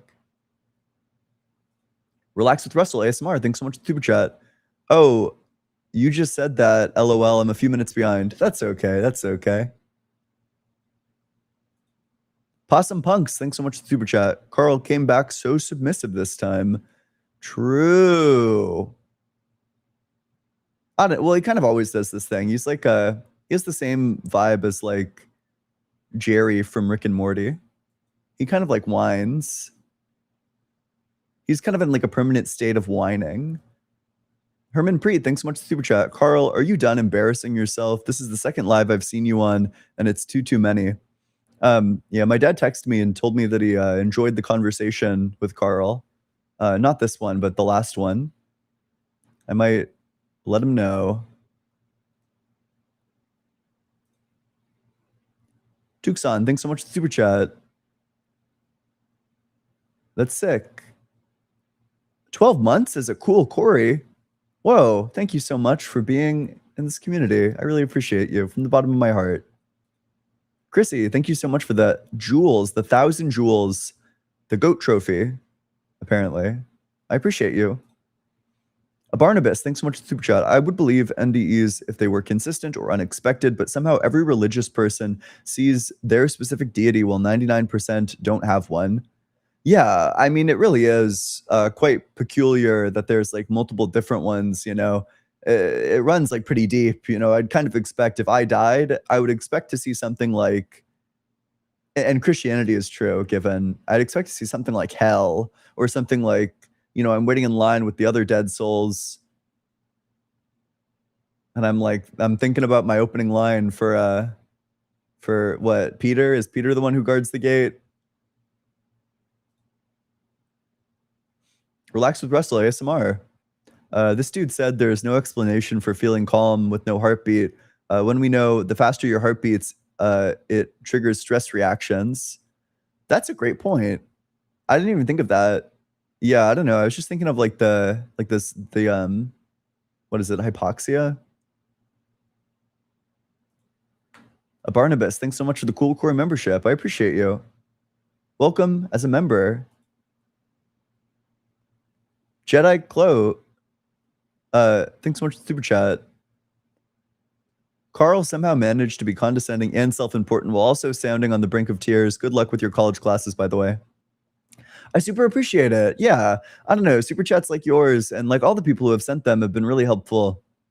It's no mystery whether or not I'm going to be able to afford college. And I kind of have you guys to thank for that. I really appreciate it from the bottom of my heart. I've learned like truly so much from my classes. That's, you know, I think that my philosophy knowledge, as much as I know, I think that I know very little in the grand scheme of things in terms of philosophy. I think I still have so much more to learn. And I'm excited, you know. Ray, thank you so much. I appreciate it. I agree. Got to tend those crops. I immediately smiled when I saw Carl was here when I came in just now. He's a classic, right? It's like he is the tutorial mission. Hard work. Thanks so much for the super chat. Carl is giga triggered about you being certain. He keeps calling in and repeating, "It's okay." Feels like we are seeing him enter into his villain era. Yeah, I don't know. I mean, I do want to figure out how the epistemology for this is supposed to work, because like intuitively, like I would for sure be open to changing my mind if like a premise is wrong. You know, if all the premises of all my arguments that are meant to disprove God, if there's like some premise that's wrong in all of them, well, then obviously God is still on the table for me. But it's like, I don't know, like how should I set my credence then? Should I set it at 0 because I think that there's like successful deductive arguments in the same way that my credence is at 0 for the squared circle? Or should I set it? I don't know. I'm not really sure.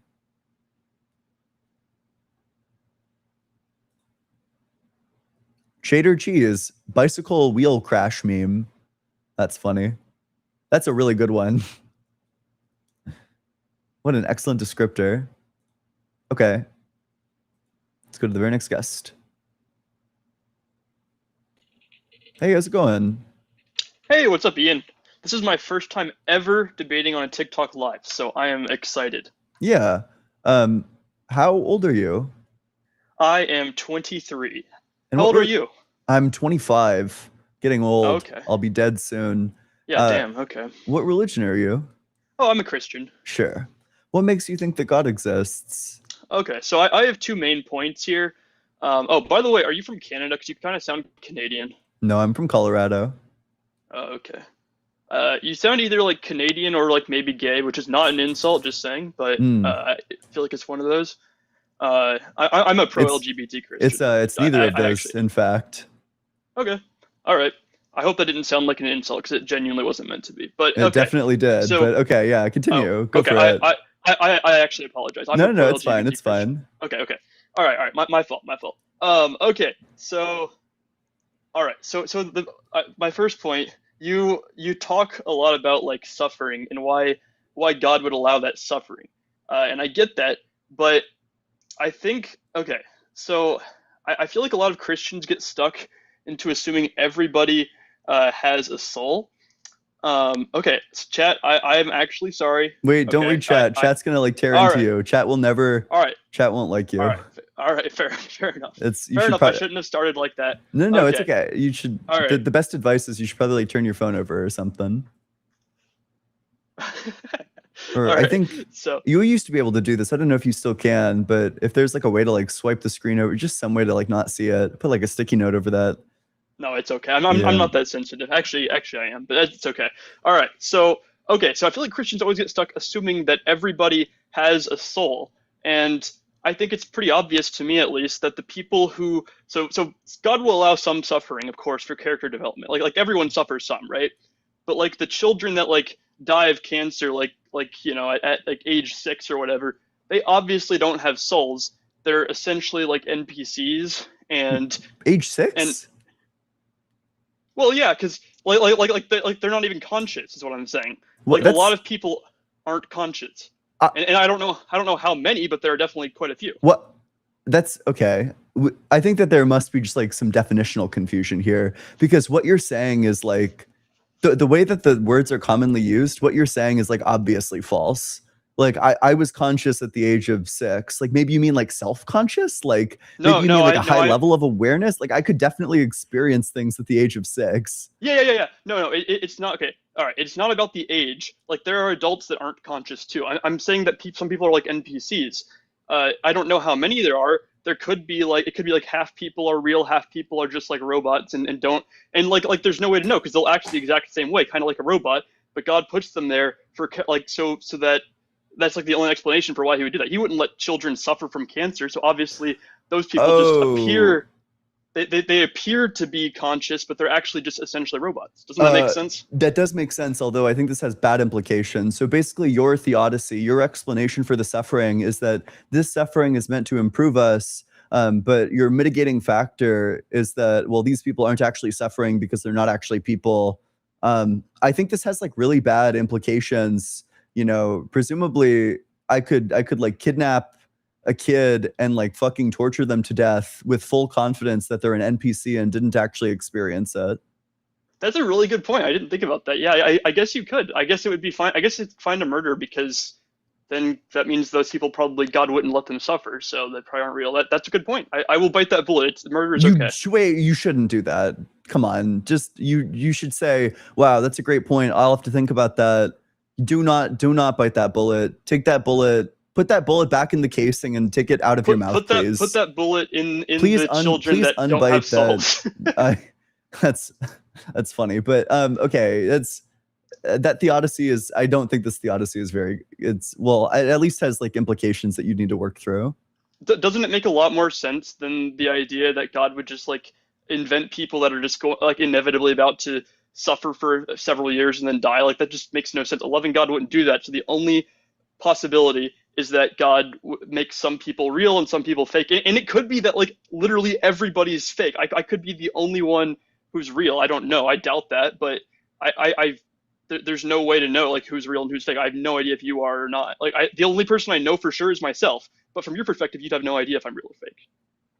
Well, I think I have some idea, right? I think that we have good like inductive evidence. You know, I know some facts about myself. I know how I behave.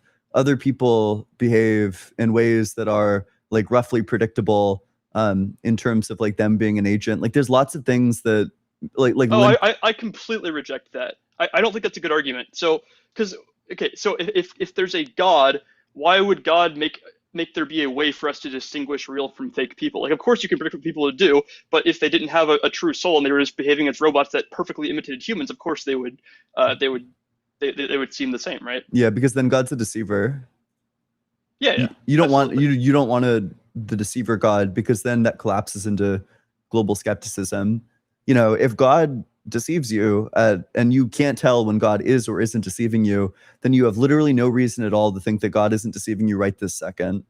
It's not like we don't know for absolute certain. It's like you have no reason at all to think that he isn't deceiving you. All right, I know you told me not to read chat, but I just want to say I convinced at least one person because somebody said he's not a real person, so they agree with my philosophy. That was really sad. I feel kind of bad. They're clowning on you. That's, What? All right. Can I give my second argument, or do Yeah, you want to keep please, going with please. this one? Let's move on to the second argument quickly, Okay. please. So here's my main argument. That one is just Yeah. kind of like explaining Yeah, yeah. how that works. So okay. So I looked this up. So do you agree that there's about 8 billion people on Earth right now? Yeah. All right. And I looked this up. Do you agree that there's been about 117 billion all time? I mean, I know you might not know the exact Yeah. number, but that's Yeah, okay. yeah. I actually did look into this. Yeah. It's like right Sure, around yeah, there. yeah. So then, out of all of those people,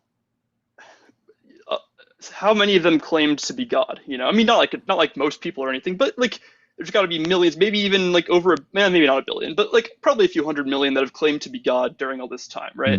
That's a good point. You know, they don't just let anyone claim to be God, except for me and my entire chat. Drop a 1 in chat if you're God. Let's get them going. Right. Let's see those ones. Let's see those God claims. You know, I for one Right. am God, and I- so is everyone in my chat. I do doubt that you are God or Jesus. I don't think that's real. I don't think you are. Wow, there's a lot of ones. I don't know Yeah, how all it's these people 'cause- can believe they're yeah. God. That's kind of, I feel like you have a very delusional chat there, but okay. They're just gonna turn that on you, right? Like they're What? yeah. Because your theodicy is like one of the most delusional things I've ever heard in my entire life. All right, so I just want to say, out of all the millions and millions of people that have claimed to be God, obviously most of them are lying. Like probably almost everyone in your chat is lying. I bet there's only there's probably no one, maybe one. But out of all those people, do you really think they're all lying? Like there's got to be at least one that's real. Come on. Maybe, you know, that's like statistically plausible. I've had like people come on my live before and tell me that they're God. You know, they always lose the what number am I thinking of game, weirdly, but well then that person was lying. I Yeah, guarantee it. but If they lost okay. that game. So I don't think that somebody claiming to be God, like a lot of people have claimed to be divine, and in fact, there were a ton of people who claimed to be the Jewish Messiah. Like a lot of people Right. claim this, and in Right, fact, it's fuck, so many. what's that It's one weird. like Chinese cult? They believe that Jesus has returned, and he's like an elderly Chinese woman or something. All right, well I don't want to waste your time anymore. I'm an atheist. I thought this would be really funny. Oh so have a good my! one. I'm sorry. Fucking eradicate this guy. How could you? How could you? You know what Chinese Jesus would say? Need some nung. How could you?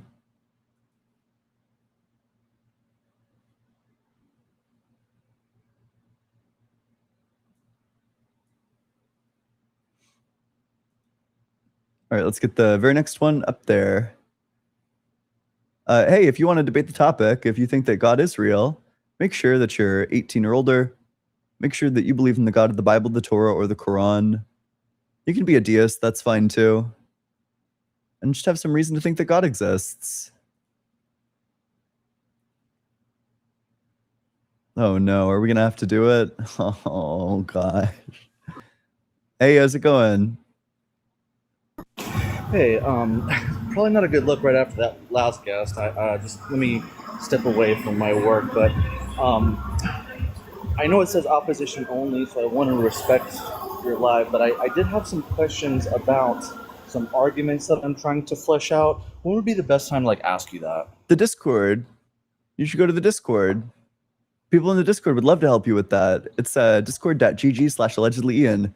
Okay, one sec. Let me gather my pens.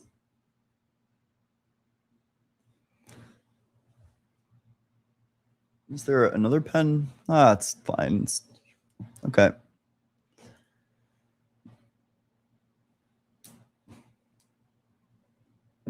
Away from me. This is so weird.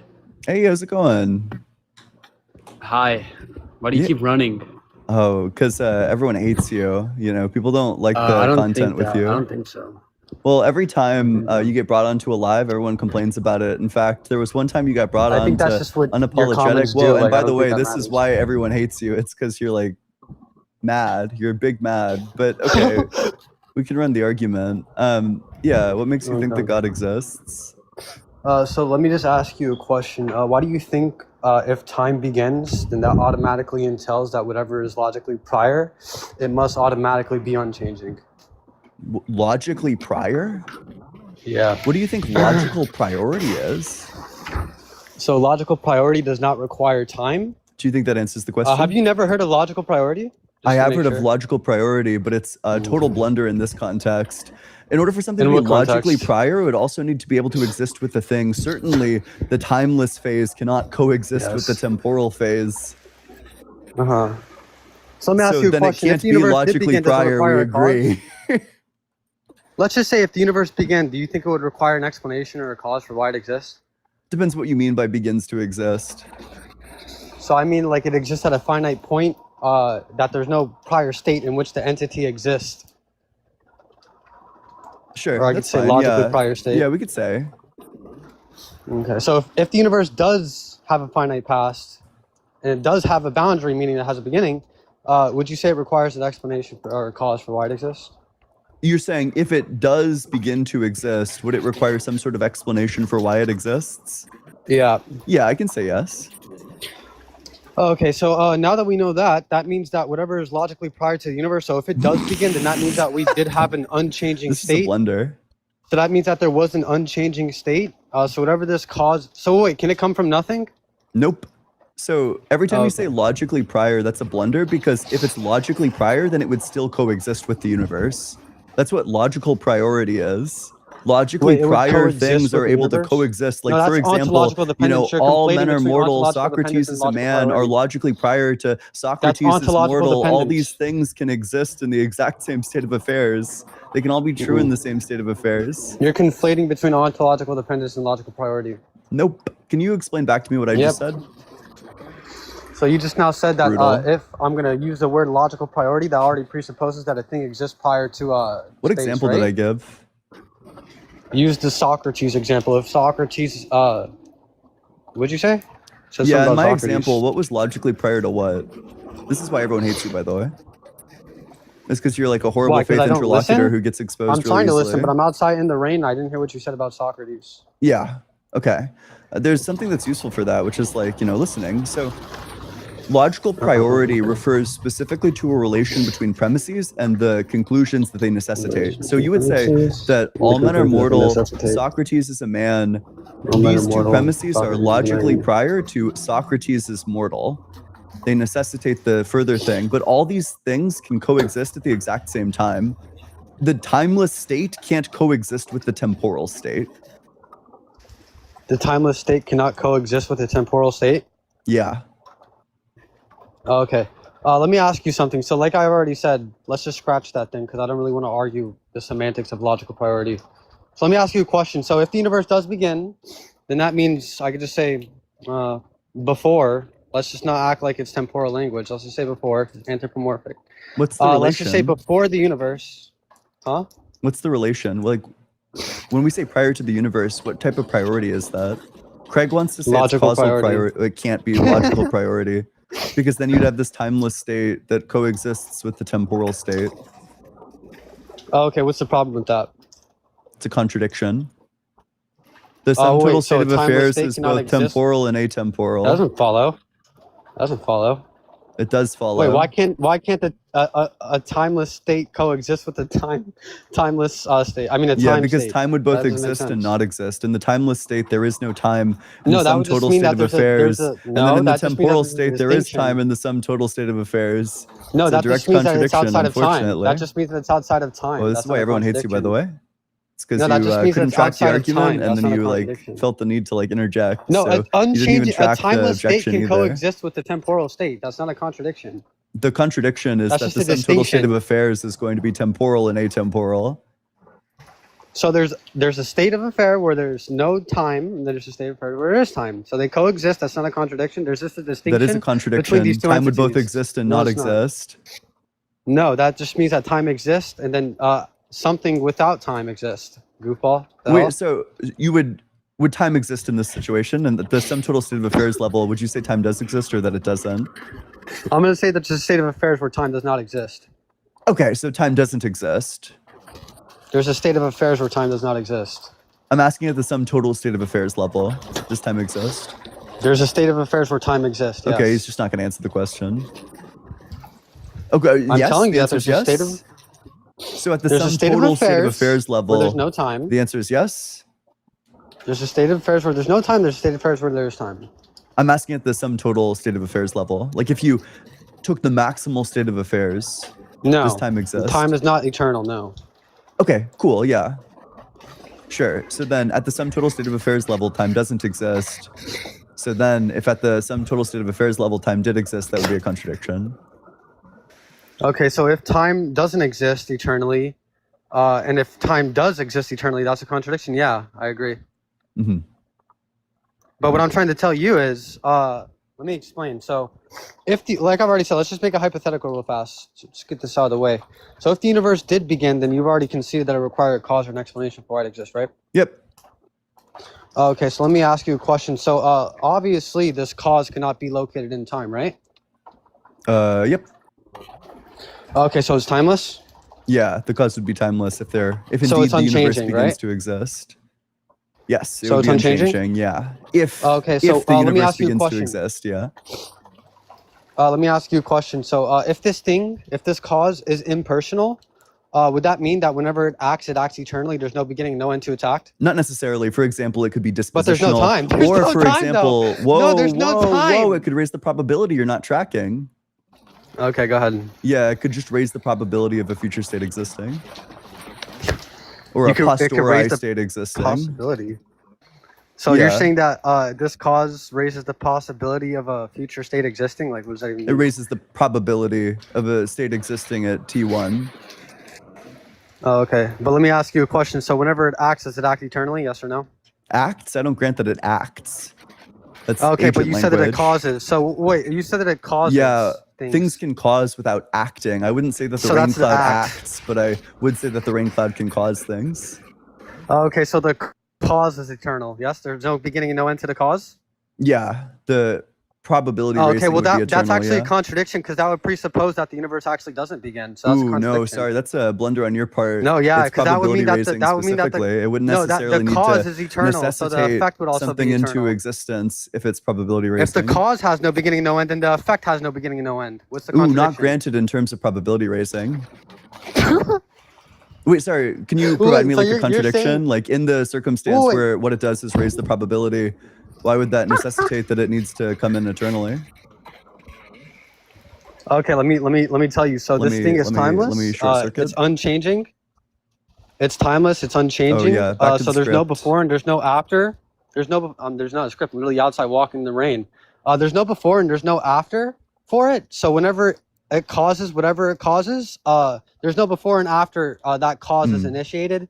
So that it causes eternal. There's no And beginning, do you no end think to the that cause. So whatever it do you causes, think it's eternally wait, let me finish. Whatever it causing? causes, the effect would also be He's eternal. not- But yeah, the he's not gonna universe is answer not that eternal, so question. that would be a contradiction. But in your view, are you arguing specifically that it is like causally sufficient? I could just say yeah. Sure. And I is mean, it yeah. eternally in the causally sufficient state? Is it? What'd you say? Is it eternally in the causally sufficient state? What the cause of the universe? Yeah. The first thing, is it eternally causally sufficient? Is it eternally causally sufficient? Yeah. It's unchanging and it exists outside of time. So whatever it is, yeah, it's eternal. Yeah. Then the universe would just be eternal by your own logic. You just conceded the Kalam. Yeah, that's what I just said. That's the contradiction. brutal, But the- brutal. Wait, so if then we're you gonna agree say that the it- Kalam fails? Exactly. Yeah, you just dunked on so if yourself. the universe That's does sad. begin, then that means that this argument fails. It can't So be an then, yeah, so impersonal we agree cause. that I agree with you. I grant that your argument fails. No, I'm. I you're can not formalize listening, you're that not for you trying to even. listen. This is brutal. I've You already this actually- is why, by actually, the if you way, go back this in is the the recording, exact I've already reason said why this. Craig holds the view that he does about this thing, like changing, that it needs to be timeless, sans creation, temporal with creation. Everything that Sans begins creation? to exist, yeah, means without. You mean sans creation? What's Sans. No? Everything that begins to Sans. exist has a cause. The Okay. universe begins to exist. Well, yeah. Let me just clear up the straw man. The cause So yeah, I was actually is, making that cause point is myself, and then you eternally stole the causally point that I was making. sufficient. Causally So the only way that I can have a cause is if it is personal, sufficient clearly. for the universe. If a cause is So yeah, if, the cause, if it's if X is impersonal. causally sufficient for Y Damn, bro, won't let me talk. and X is Holy eternal, blunder. Bro then stole why my is conclusion and act like eternal? he came up with it. Holy crap. Therefore, the universe is eternal and not eternal. Bro stole my conclusion. What is this? The universe Obviously, is that's the point eternal that I was making, you idiot. So if the universe does begin and the cause is impersonal, and whenever not it eternal. whenever it causes things, the cause is eternal, so it has no So beginning, no which of end. these So whatever the premises would you effect is, would disagree also have no with? beginning, no end. Now that we have like Let me the Kalam explain. getting flayed, which Can you still premise man would my you disagree position? with? Still man my position. Yeah, you're contradicting yourself as the steel man. No, I'm not. You know, I'm you're making- I'm in making- way. no, I'm not. I'll I'm steal- showing- I'll- I'm how about- showing the how about I'll go contradiction. ahead. I'll go ahead and steel man your position. You're in way over your head. You have no idea what to say. What you were Okay, go going to ahead. say is You the stole my logical priority conclusion, by the thing, but way. you got blown the fuck out on the logical priority thing. So now all you have is this. No, I didn't. And you're drowning. No, I And didn't. it's not just because you're in the I rain. actually told you that. So I go told ahead you and that tell us which a premise timeless you state can reject. coexist with a temporal state. Yeah, which I premise told do you you a timeless reject? Go state ahead. could coexist with a temporal state. That's not a Which contradiction. premise do you reject? Premise 1, 2, 3, or 4? A timeless state could coexist with a temporal Is state. that That's not a, premise 1, 2, 3, or 4? if the cause is of the that universe is premise impersonal, then 1, whenever 2, it acts, 3, or whenever 4? it causes things, the cause is eternal. Hey, buddy, no beginning, you're no end, so its cause of the contradicting effect would also yourself. have no beginning, no Excuse end. me, excuse So me, that you're means that the universe contradicting doesn't yourself. actually begin, does it? You want the keys? I can give you the keys. Okay, so it which cannot be an premise would you impersonal reject cause. about this? It can't be an impersonal cause. Do you want to because go it's ahead a and tell me contradiction. which premise you reject? It can't be an impersonal Which cause because premise it's a do you contradiction. reject? So if the universe Which began, it would have to be premise personal. do then, you right? reject? So if the universe began, it has to be Which personal. Then, right? premise do you reject? Okay, it cannot be impersonal, right? Which premise 'Cause that's a do contradiction, you right? reject? I just want to know the premise That's a that you contradiction, reject. right? Yo, look at the Wait, keys. is it a Look at contradiction the if it's keys. impersonal? Jingle, jingle, jingle, jingle. Wait, Look is at it a the keys. contradiction Which if the premise cause do you is eternal? reject? Look at the screen. Look at the keys. Everything that begins to Which exist has a premise? cause. Is there a The universe premise that began you to exist, reject? the Check out cause the is eternally keys. causally Oh, sufficient. look The at universe this. is Jingle, actually jangle. causally Jingle, sufficient jangle. for This is why Y, everyone hates you, by and the way. X This is is why nobody eternal, likes then the Y is debates eternal. that you're a Oh part of, yeah, by I the don't way. reject any of these premises. This is the So conclusion that you I was agree coming with up the to make, conclusion that goofball. the universe is eternal and not This is eternal? what I was telling Fucking you, you infinity idiot. blunder, dude. The Okay. universe has a beginning. Thanks for playing. Okay, he just concedes the contradiction. All right, make sure you're double tapping on that screen, sharing it with your friends, doing all that good stuff. Yo, and the worst part is that everyone in chat's just gonna fucking love that you got kicked. Nobody's going to sympathize with you because you contradicted yourself and are insufferable.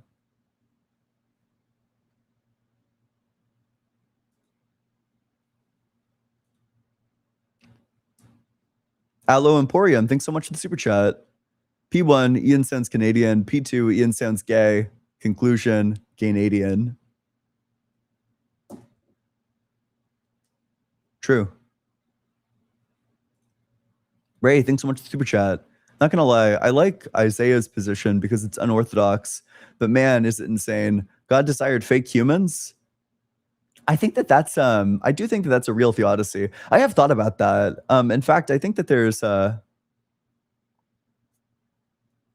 think that there is like literature about this. I'm gonna petition Claude to find it.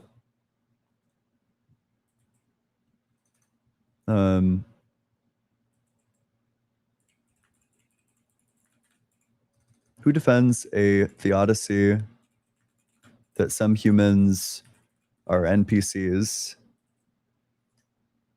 I've at least read it on Substack. I know Amos Woolen had a post about it, I think.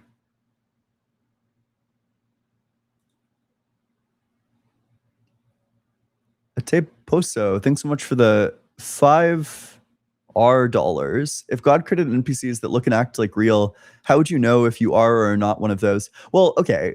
What you would say is that you know that you are a real person because you're having an experience, that the NPCs are not having an experience. They're like P-zombies for those who are familiar with like the philosophy of mind literature.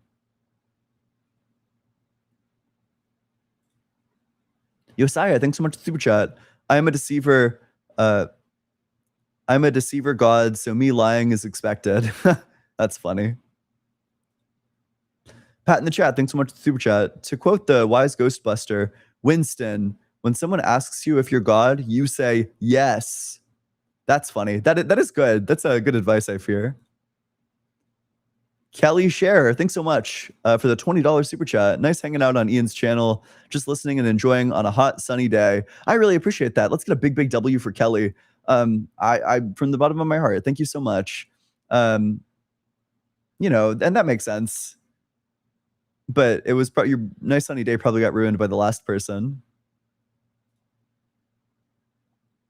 Pooh Bear, thanks so much for the $10 super chat. What? Entropy. JM, thanks so much for the $2 US. I appreciate that. Grandma Sweet Titties, thanks so much for the $2. This guy perpetually has the sniffles. Go to the doctor. David Action Figure, thanks so much for the super chat. I'm actually standing outside in the rain right now. Now I'm convinced this guy gets hyped on booger sugar before he calls into these shows. Holy shit. Dr. Fudge, thanks so much for the super chat. Why is he outside in the rain? It's because he tried to run the Kalam on his parents. Cameron, thanks so much for the super chat. This guest Matthew is annoying whenever he's on live. I'm not saying he's not smart, but he has no control and is so unprofessional. Maybe he needs to take communication classes. I'll tell you that he's not smart. He's trying to like regurgitate like the William Lane Craig argument, like the Kalam, but he doesn't know enough about it to not get like spawn killed on it. Like it's like baby's first Kalam. Like this is the understanding you get if you read like some short summary by William Lane Craig published somewhere to summarize the argument. Or maybe like you just watch like a William Lane Craig debate, you'd get this understanding. Rob Kuhn, thanks so much for the super chat. Caller, you're not 2 years old. Blow your nose. You pronounced sans wrong, Ian. Google it. Maybe I did. I don't care. I'm going to keep pronouncing it this way. TBL, Amelia, thanks so much for the super chat. Ian argues like an angsty middle school Redditor. Didn't you just send a super chat saying that I pronounce a word wrong? Brutal.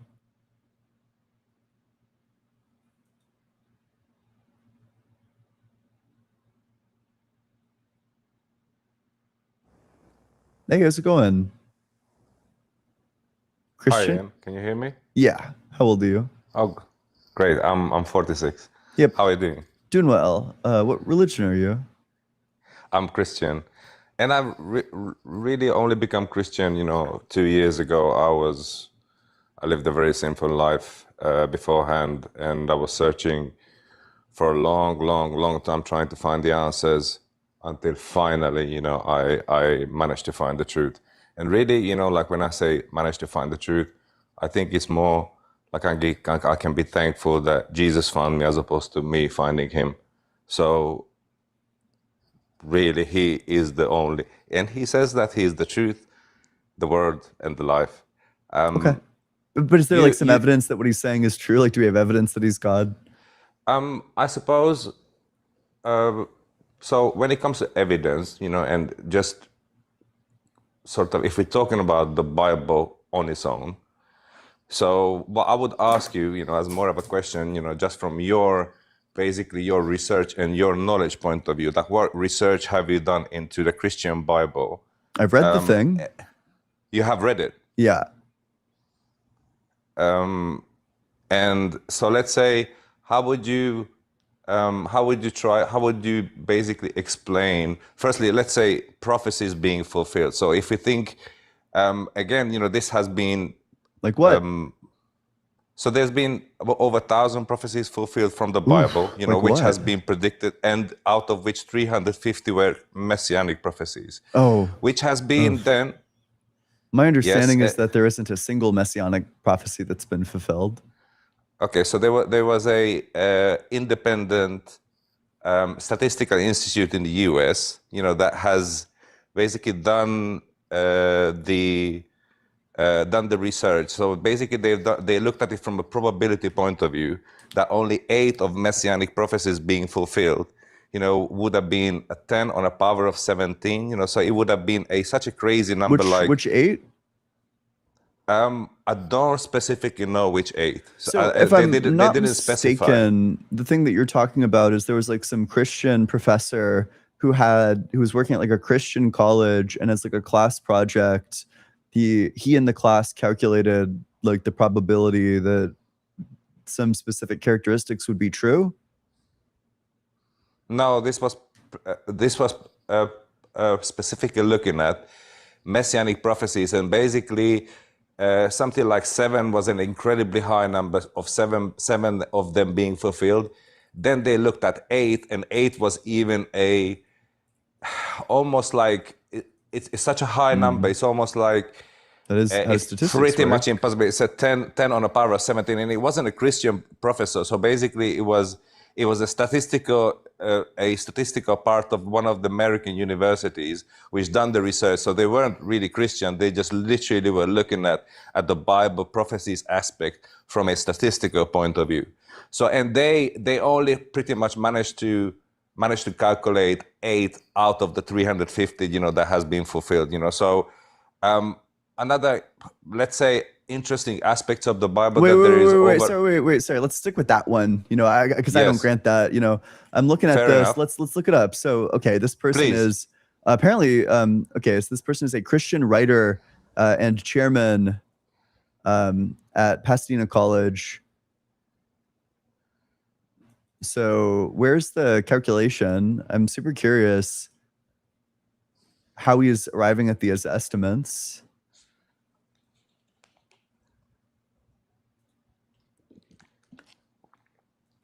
Sorry, would you like me to look it up, or you looking at it Wait, up? do you have? Oh, I'm looking it up. But do you have? Yeah. Are you like prepared to actually defend this? Because I'm only interested in like the evidence that you're prepared to like actually explain. I mean, this is just kind of one of the examples that popped into my mind. It's just like, how would you explain, basically Which prophecies did Jesus fulfill?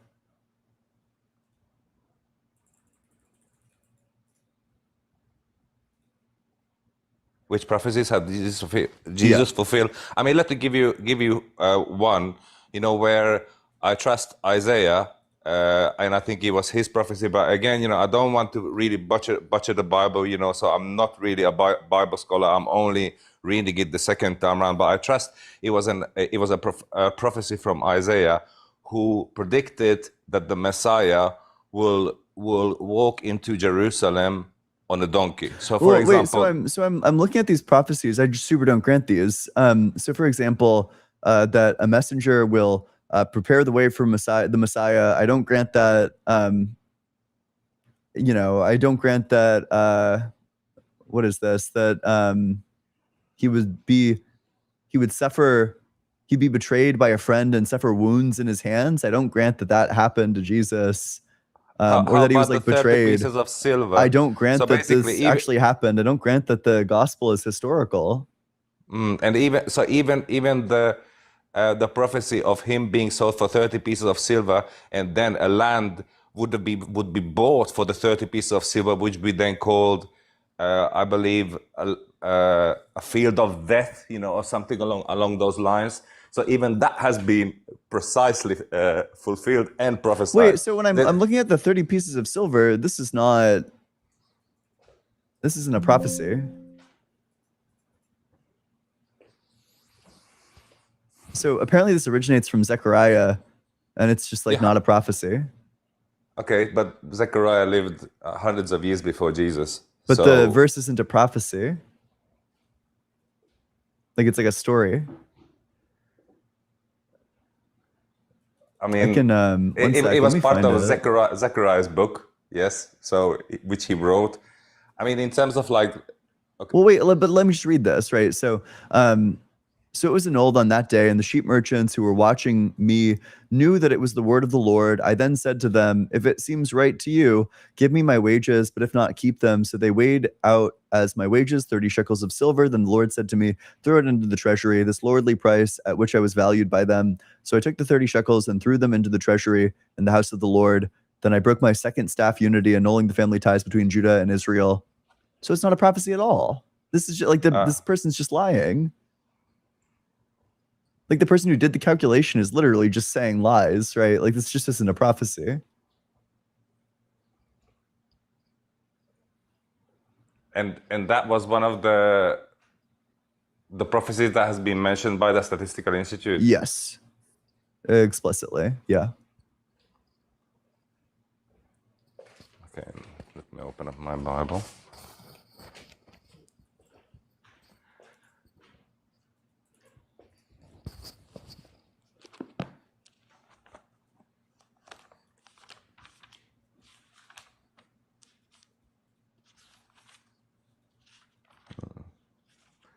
gotta be a little bit more Well, and then prepared even next this time. one where it says that the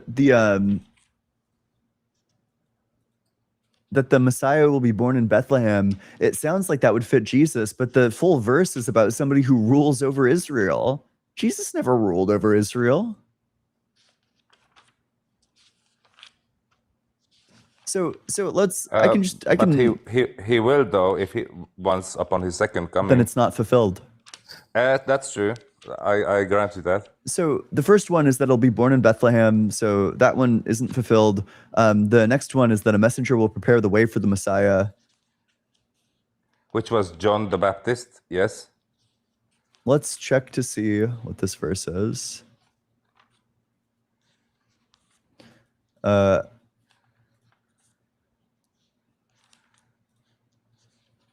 See, I am sending my messenger to prepare the way before me, and the Lord whom you seek will suddenly come to his temple.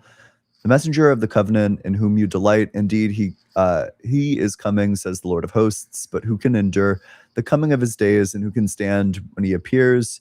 For he is like a refiner's fire and a washer's soap. He will sit as a refiner and purifier of silver, and he will purify the descendants of Levi and refine them like gold and silver until they present offerings to the Lord in righteousness. Then the offering of Judah and Jerusalem will be pleasing to the Lord as in the days of old and as in the former years.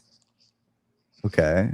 I wonder if there's some sort of like consensus on who this messenger is. Why would I think that John the Baptist is this person? Because he would have prepared the way, for the Messiah, and he baptized him in the River Jordan, so it would.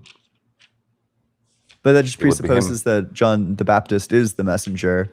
Like, why would I think that John the Baptist is the messenger?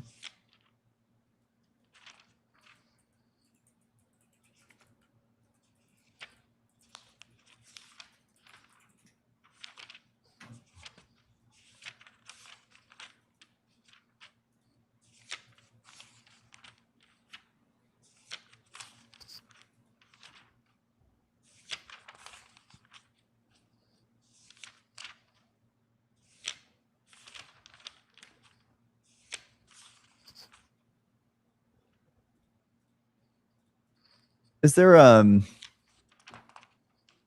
like an argument that you're more confident in, such that we don't have to like sit in silence? How would you? I think also. So if we're thinking about physics and science, because let's say let's say coming from my point of view, so I believe in the one and almighty God, whose son is Jesus Christ, who created heaven and earth and everything and the whole universe. So if we let's say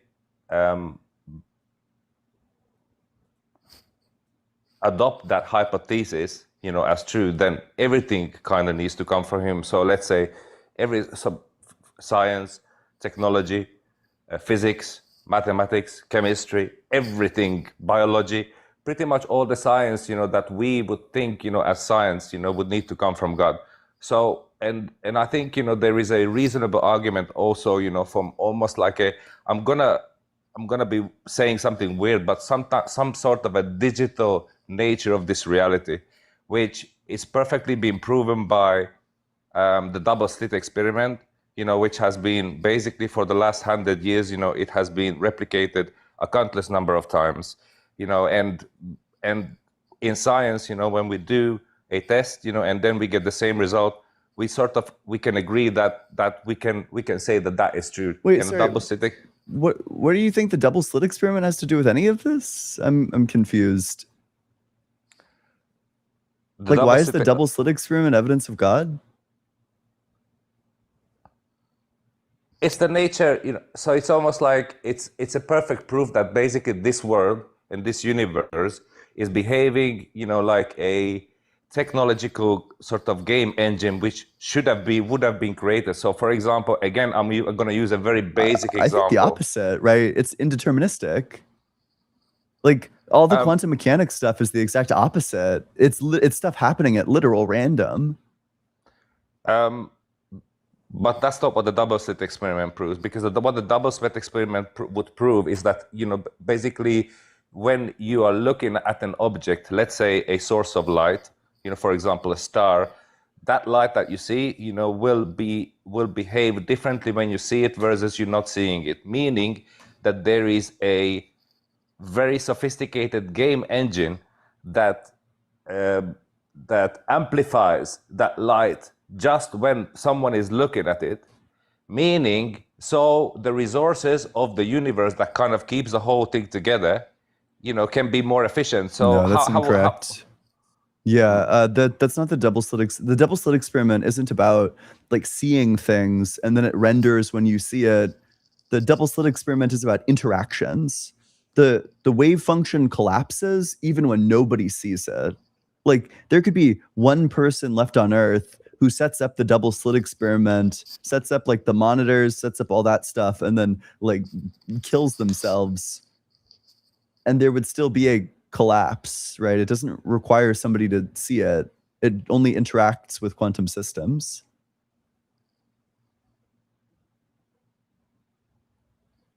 Okay, that's not my understanding. But again, I'm no physics professor.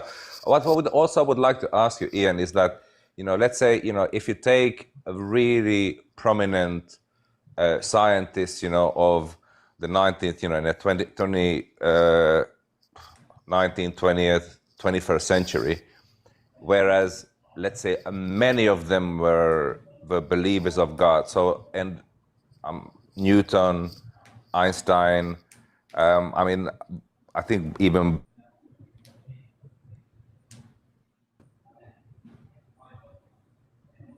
Oop, hello? Raptured. Oh no. Christian, your mic cut out. What happened? That's so sad.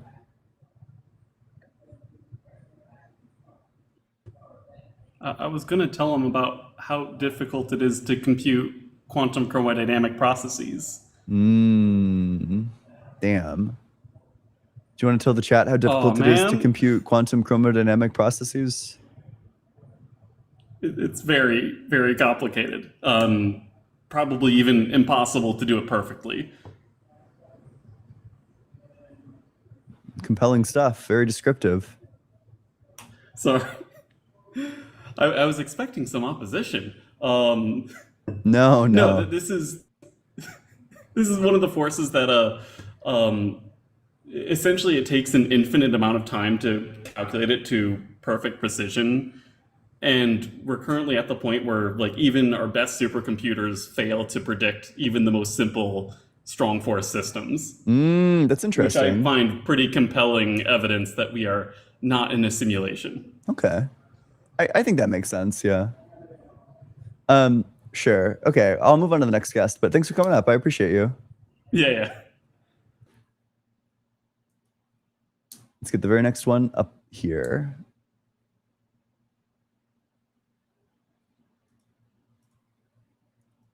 We'll see. Maybe we won't. Maybe it's not happening. Ricordo O'Reilly, thanks so much for the super chat. Speaking of The Odyssey, will you go see The Odyssey? It plays in theaters now. Thought, though not as epic as some calls that leave you saying, wow, great poetry. You should enter into a competition. I think I probably should. I probably ought. Oh my. Dude, can you, whenever it, you'll ask Claude like the most random fuck questions, and then it'll be like, I think because the question I asked it, humans as NPCs, I think because the word NPC appeared, it was like, oh, you're trying to hack something. Switching over to Opus. It also won't let me scroll up because it's fucking evil.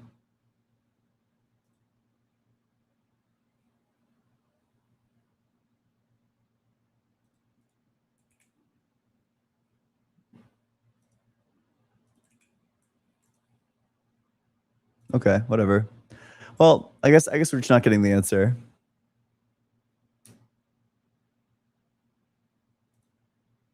Chase teaches physics. Thanks so much for the super chat.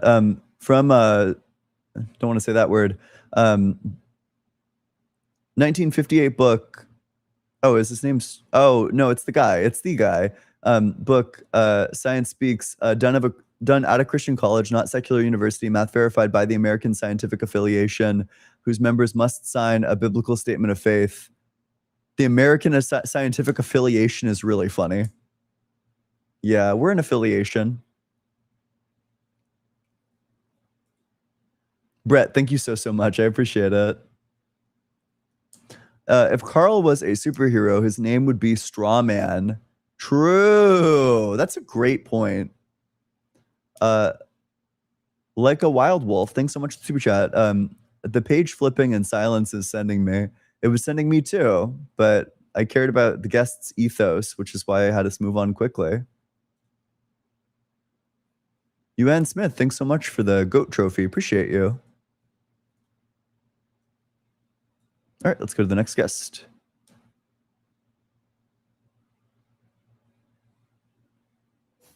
Hey, how's it going? Oh, must have been an accident.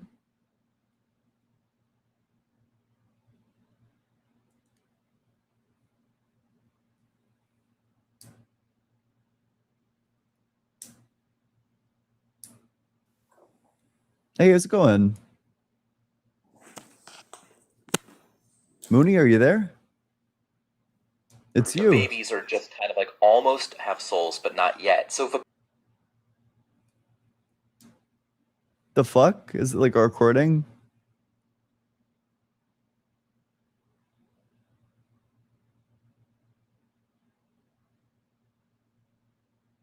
Okay.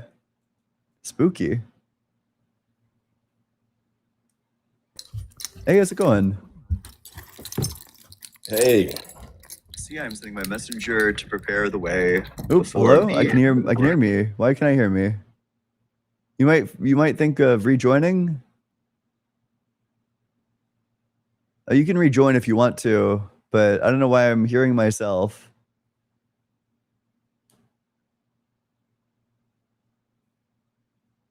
You can totally come back up. Maybe it just does that. You know, I got frightened by the sound of my own voice. Okay, I guess not. Hey, how's it going? Hello, I'm here. I'm here. Yep. How old are you? You're gonna do me? Yeah, Nice. it is nice. Up top. I'm high fiving. I'm high fiving. Okay, Okay, so okay. God isn't real. Opposition only. Mhm. God is real. Okay. What religion are you and how old are you? I'm not a religion. I don't identify with religion. I'm 21.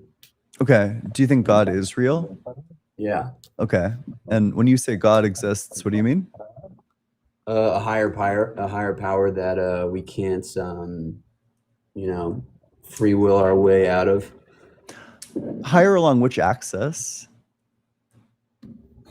Which axis? Yeah. So when we say like Axis? one thing is like higher than another thing, like maybe you want to say that he's like higher in terms of like his knowledge or higher in terms of like his perfection. Well, I don't even. Or- First of all, I don't even know if his is a proper way to say what I believe in. There's no pronoun associated with it. But I mean, if you want to know an axis, I would say, for example, like you can't defy the laws of physics. That is a higher power that has control over you. Oh, sure. Well, I agree that there are things that constrain other things. That's Okay. fine. So, what's your definition of God? Yeah, like a personal ultimate foundation. Like, so there's this view of metaphysics called foundationalism, which is that there's some entities that don't depend on other entities for their existence. There are things that ground other things that aren't not themselves grounded. So presumably God would be the only fundamental thing and he would be personal. So he would be an ultimate being, the only fundamental being, and he would have a mind. Okay. That sounds pretty accurate, I would say. Okay, sure. Why do you believe in that? Well, it just makes intuitive sense, you know? I mean, I don't intuit it. you don't? Okay, well then logic it out for me. Why doesn't it exist? Okay. Let's say, do you think God is eternally creating, or do you think that he begins to create at some point? That's a good question. I mean, I'm not sure if they're. I think I disagree with the premise that those are two different things. Honestly, They are unfortunately a true dichotomy. You know, creating from eternity and beginning to create. So do you not, like, for example, if you plant seeds in the ground and the plant grows and then the plant, you know, gets pollinated and makes another plant, what was your role in that creation? Did you were the create thing that continuously or did you create initially? you created initially. You wouldn't have eternally created in that circumstance. So eternal means, you know, it exists, but it's without beginning or without end, and without end. So if, for example, if your grandfather didn't create you because he created his dad and then his dad created you, if your grandfather didn't exist, would you still exist? No. Exactly. So your grandfather created a string of creation that continues to create. But the question I'm wondering is, like, does God begin to create, or was he always doing it? It's both. It can't be both, unfortunately. You know, either he was always doing it or he wasn't doing it and then he began to do it. Okay. Otherwise, you run into the contradiction that God was both creating and not creating. Yeah, I mean, he's all powerful, so why would that be a problem? It's a contradiction. Well, he's God. It's beyond contradiction. Okay, That's kinda well, what God is. then the worldview is super easy to defeat, which is just that it is point blank illogical. You reject laws of logic. Yeah, obviously God is above the laws of logic. The laws of logic are just Then what's the a point way of for us reasoning to- about him? Well, that's my position. That it's an intuitive truth. It's not a logical truth. Okay, and do you think that your intuition, like, could you both intuit it and not intuit it? What? Could you I mean, both yeah. intuit it and not intuit it? Yes, sure. Okay, I take that as a reductio. Do you want to? Do you have anything else before I move on to the next one? There's no point in talking if you just reject logic. Okay, God exists by. Okay. Well, make sure you're double tapping on that screen, sharing it with friends, and all that good stuff. If you're in that guest request box, make sure that you're 18 or older. Oh, I was just about to bring that other person up. That's so sad. That makes me cry. Boo-hoo. Boo. Boo-hoo.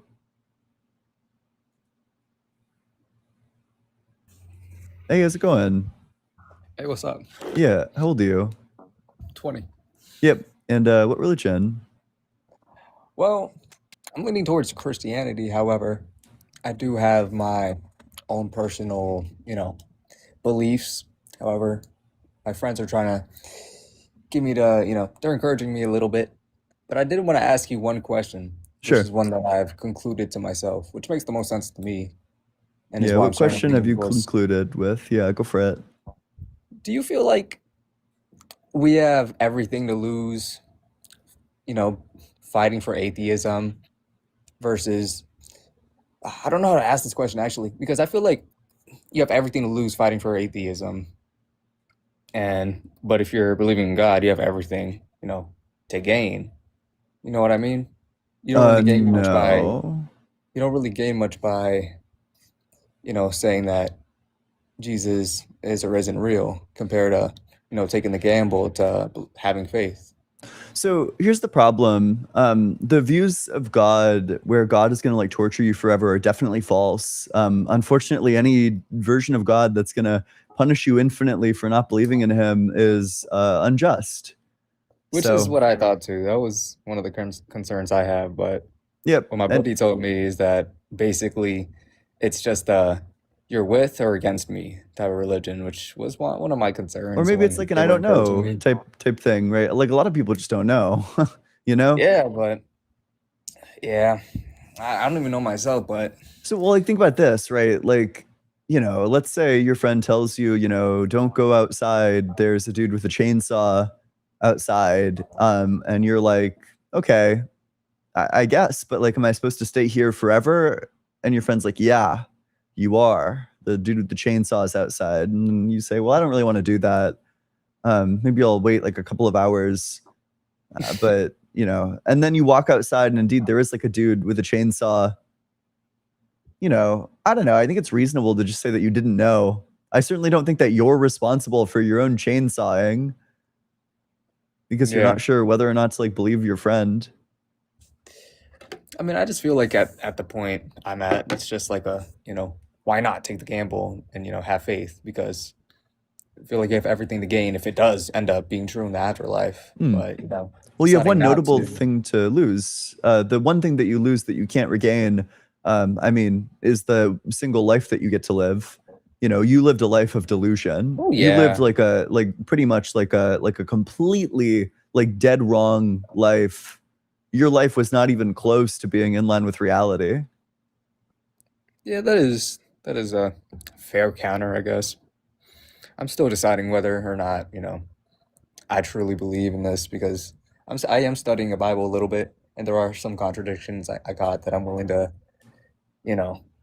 ask around a little bit. But yeah, I just wanted Yeah. to ask you that. If you want a verse that your friends are not going to have a good explanation for, which one should I give you? Throw them at me, man. I like my buddy is a very devout Christian, and he told me to hit him with the hardest questions. So Yeah, he's gonna give you some cope. I'll give you the verse. I'll tell you what he's gonna tell you, and then I'll tell you what to say in response. So this is 2 Kings 2:23 through 24. It's a really Okay. funny verse. He went up from there to Bethel, and while he was going up on the way, some small boys came out of the city and jeered at him, saying, "Go away, bald head! Go away, bald head!" When he turned around and saw them, he cursed them in the name of the Lord. Then 2 she-bears came out of the woods and mauled 42 of the boys. So this is a verse wherein the prophet Elisha is traveling up, and then he uses the powers that God has given him to maul boys with bears. He calls down the bears to fucking maul these little boys. Damn. Now, what your friend is going to say is that these aren't little boys, but, you should trust the translators. A good question to ask is, if these aren't little boys, why does every single translation translate them as little boys? Also, like the word is, I think the word is like toph. It just means little. Like the cope that you'd have to huff to come away with the interpretation that these aren't little boys is that they're like just like a bunch of short dudes were there. Yeah. Yeah. And I always thought to myself, the point you made is really the point I made to myself throughout this entire investigation, I guess you could call it, of looking into the Bible a little bit. I always thought it was kind of unethical to send people to internally rot in hell if they don't have faith in Jesus. But some people can grow up and never get the chance to really study it, or they could die too young without ever having the chance, have faith. True. And then they're just gone forever in hell, and it's just, Well, seems they want to messed say up. that those people go to heaven, at least the reasonable ones do, but that's bullshit. The vast majority of people die before the age of accountability. Like the majority of deaths, like, I don't know, it depends when you think the soul comes in, but tons and tons and tons of like children die, and they're the lucky ones. They don't even have to play the game to see whether or not they get eternity in hell. We're the unlucky ones that we have to figure out the true religion. But it's Yeah. just like super unfair, right? Like they didn't have to do anything to get in. They get to get Yeah. in because they died of malaria. And my one buddy had two counters to that. One of them was he tries to make this argument that how do you know that George Washington was real? And he tries to make the analogy towards us not knowing Jesus was real. You can Towards, say Jesus. not You knowing should say George Jesus is Washington real. was real. Jesus is a real person. What you should be skeptical of is that the Bible is an accurate account of him. You can say you. There's nothing wrong with. In fact, there is reason to think that Jesus is a real person that really existed. That's not what's in question. What's in question is the claims that he like rose from the dead or walked on water or any of that. It does seem kind of crazy. Yeah. But yeah, I mean, I guess that's all for me. I Hey. appreciate it. Yep. Thanks so much. Appreciate it. Yeah, you take care. Yep. You too. Oop. Hello. Hey, can you Yep. hear me? Yeah, I can. Yep. What's up? That's awesome. I just wanted to come in and, share my perspective. You're saying that God isn't real. So I just want to say that simply God is real because you're real and I'm real. Okay.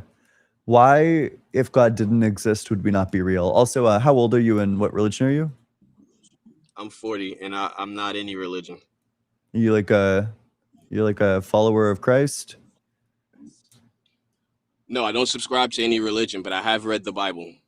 Okay, so you don't believe in the Bible.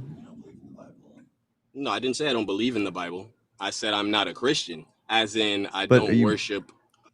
Do you believe the I'm Bible is answering your true? question, so this is about God being real or not, right?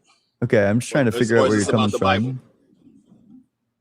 I'm going to tell you right now, God is real because you're real and I'm real. And the reason why that makes sense is because you're God. Okay, I don't grant that I'm God. This seems to reduce the word to meaninglessness. Okay, you don't have to agree. Okay, well, unicorns are real because, I'm a unicorn and you're a unicorn. Well, what you haven't heard of any similarities between man and unicorn, but you have many similarities between man and God. Like what? Let me just define creation. Creation? Well, I can think of similarities between unicorns. Like we're both organisms. We're both like mammalian. They have minds, they experience things, they have, children, they were born. Lots of things that I have in common with unicorns that I wouldn't have in common with God. What don't you have in common with God? He's immaterial. He doesn't come into existence. He's eternal. He's timeless. You have a spirit. You have a spirit. You have a mind. That's not material. I don't think I have a spirit. I don't think my mind is not material. You do. It's not material. Your mind is not material. Oh, fuck. I do. Okay, sure. Yeah. Chat. Just the opposite of what I said. Okay. So anyway, here's my definition of God to bring a little bit of clarity for where I'm coming from. As it says in the Bible, I'm the Alpha and the Omega, the end and the beginning, all in between, right? God is totality. God is wholeness. There's nothing in existence or outside of existence that is not God. Okay, well, I guess we'll get this one done pretty quick then. Do you think the rape of non-king is? Do you think God is the rape of non-king? Absolutely. Okay, is God just like it says in the Bible? God is just and injustice. God is good and bad. God is the Alpha and the Omega. God is the Alpha and the Omega. Just in all He's not on one side of anything. He's just like the universe. The universe exists with the universe exists in totality. It's not a one-sided universe. Yeah, let me read this to you. We only see opposites. We only see opposites on this plane, but everything is nothing at the same time. Meaningful and meaningless at the same time. Existent and non-existent at the same time. Okay. So this is Psalm 145:17. The Lord is just in all his ways and kind in all his doings. The Bible doesn't You cited the Bible what God earlier. is. You cited the Bible earlier. The Bible, yeah. Okay. But it doesn't validate. So go ahead. So that's self-defeating. So go ahead. No. The Lord is just Finish in your all statement. his ways and kind in all his doings. So that would mean that the rape of non-king is just, which is absurd. Now listen to this. That is true. That's true. Listen, brother, listen. I'm going to tell you why that's true and that's false. Okay, are you ready? There's a similarity between man and God. Damn. That statement is true for the same reason why you Don't place bother. 5 men in circumstances. Yeah, let but me they tell will have you. different outcomes based on how they. Holy shit! What a brutal delay. Yeah, don't bother telling me where the contradiction is true. I'm good, actually. Hey, how's it going? What's up, Solomon Saint? If you're off the app, I can't hear you. Gotta be on the app. Yeah, no, I'm on here now. Can you hear me? Yep. Yeah. What religion are you? I'm a Christian. Yeah. Born And again. how old are you? 28. Yep. And what religion? Or you just answered that. I'm sorry. Yeah. What makes you think Yeah, God no worries. exists? So I guess I'll start off with a question. I usually don't come on here and do things like this, but I was just listening to all the things that people were talking about, and I feel like some things were getting misinterpreted and not really added context to. So, can you give me maybe one example where life has came from life or a non-creator? From where life has come from life? Where hasn't come from life? or Hasn't not come a from creator? life? Yeah, like abiogenesis, but also, I mean, you don't want to say that life comes from life in the case of God creating us, because then you would be equivocating on the term life. I take life to be something like, like a biological organism, but you want to say that God isn't a biological organism. Right, but there has to be a creator for something that created. Even organisms, they're created from something. When you say creator, you might mean one of two things. You might mean like a mind that intentionally shapes things together, or you might mean like a cause. Now, I agree with the statement that everything that is created has a creator, but I would disagree that life is created under one of these definitions. So under the definition that like life was like shaped together by like an intelligent agent, well, I don't think life was shaped together by an intelligent agent, but I do think life was caused. So I think that life has a cause. I think that particles come together via laws of chemistry to give rise to the very first life forms, which would have been like protocells.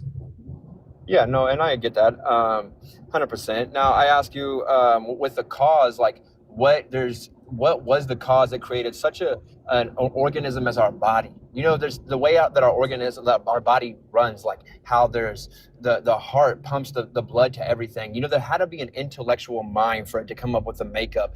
Like, is your thought process that boom, one day our body just appeared with how they are made and how they flow and how everything comes together?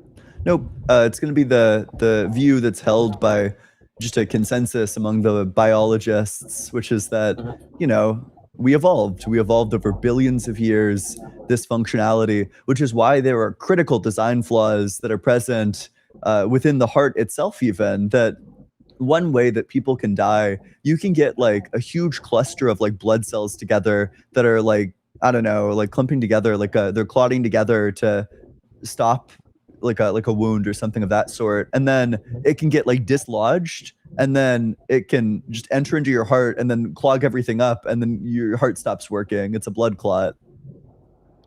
Yeah, and I do agree we're humans. We're creatures of adaptation, right? That's why we acclimate to weather. That's why we acclimate to everything of that. Now, if I ask you, what did we evolve from, though? Wait, do you want to engage? Like, why would God make it such that our hearts produce blood clots? Like, why would God design us with this obvious flaw? Well, I think we're humans of adaptation, like our creatures of adaptation. And because of that, there's things that we have caused, like pollution and other things like that have caused, and also the things that we do to our body. Our body is called a temple. So in some circumstances, we may not treat our body like a temple. And in doing so, things like blood clots and other things happen, unfortunately. What do you have to, what do you do to create a blood clot? Like you can do everything right and still have that happen to you. Yeah, I mean, it's just unfortunately how life sometimes the cookie crumbles. And I know that sounds crazy because sometimes the way, I mean, like you said, God is he is just. Sometimes we don't understand why things happen. We also sometimes I feel like put the bad things on God, but in some circumstances it's not even that. You said he designed it, but it has this design flaw, so it kind of seems like he'd be responsible for blood clots then. I mean, you could say he's designable for blood clots, right? Let's put it in perspective of something tragic could happen, and God knows that maybe those people who have these circumstances like blood clots and things like that, like he sees something in our future that we don't necessarily see. And so it may sound crazy to say this, but we may die in that moment, or something like that might happen to shortcome from what the future holds for us, because God sees it and he wants us to take us from that. I see. And that is a crazy concept to think about, but to be honest, so they're good, actually, is what it sounds like. There could be good in it, and that's something that is a mystery that we don't have the opportunity to understand, because God is such a complex thing that he's hard to comprehend for us humans. It's something that we have the option to apprehend, but sometimes it is hard for us to comprehend what God can do, because he is something so much mightier and greater than we are that it is hard for us to fathom. It is hard for us to understand what God can complete. So, I don't have all that much energy right now, but I will just flag that's a ridiculous absurdity to say that blood clots are good. But I never said they were good, but I'm saying the circumstances of the whole entire context of it, there might be something that was going on, or that there's like a greater good, that blood clots ultimately are good.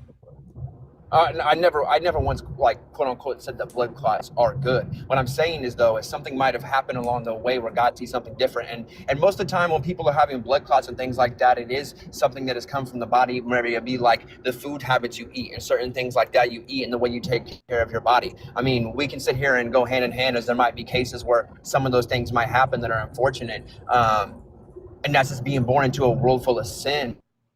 the world isn't perfect. It's not even anything. It might be the air they breathe in certain circumstances that cause those things. But unfortunately, like you said, it's a cause and an effect. So the cause of somebody else doing something might be the effect on somebody else. And that's unfortunately the world that we live in, but it's also the world that we've caused. So, do you think it would be fair to say that every time somebody dies of a blood clot, I can know with absolute certainty that either it was their fault or there's a greater good? I would say that it's an effect of a cause that maybe someone else caused, like I just said, or it's something else that went on. Maybe it could be their fault. Unfortunately, we live in a world that's not sure. perfect. So then I'm not sure why I would ever feel sad about somebody dying of like a blood clot if either it was their fault or, you know, there's a greater good. Well, because we have emotions. We are to feel sad about things like that. That's the Why? human law. I mean, that's just moral law of do you believe in moral law? Yeah, I do believe in moral law. Emotion. Yeah, but So I mean, then from why your would you view, not you feel think that there's emotions like when a greater somebody dies good? based off of Because there I is a don't think greater that good. I don't think there's a greater good to them dying of blood clots. That's why I feel sad.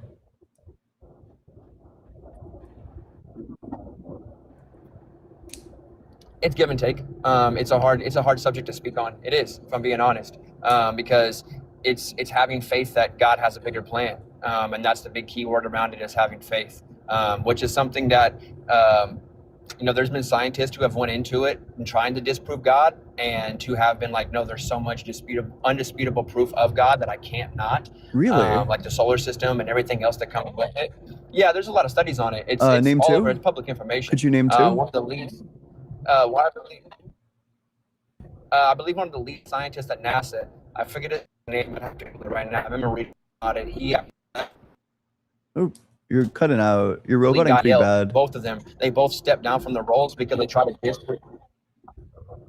Yeah, I'm not. Can you hear me now? Sorry, I'm driving home right now, and I'm on a spotty area. Technically, the lead scientists, I believe, from according Yale to and TikTok terms of service, you can't do that. It's anti-TOS. I apologize. You should come back tomorrow, though. Tomorrow is going to be a great day.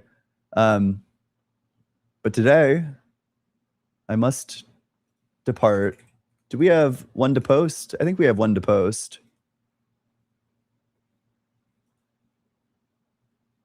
We do have one to post. Let's go.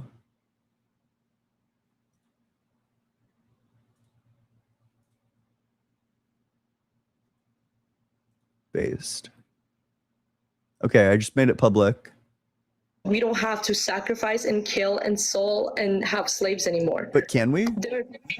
We don't have to. But can we? If we want to, can we?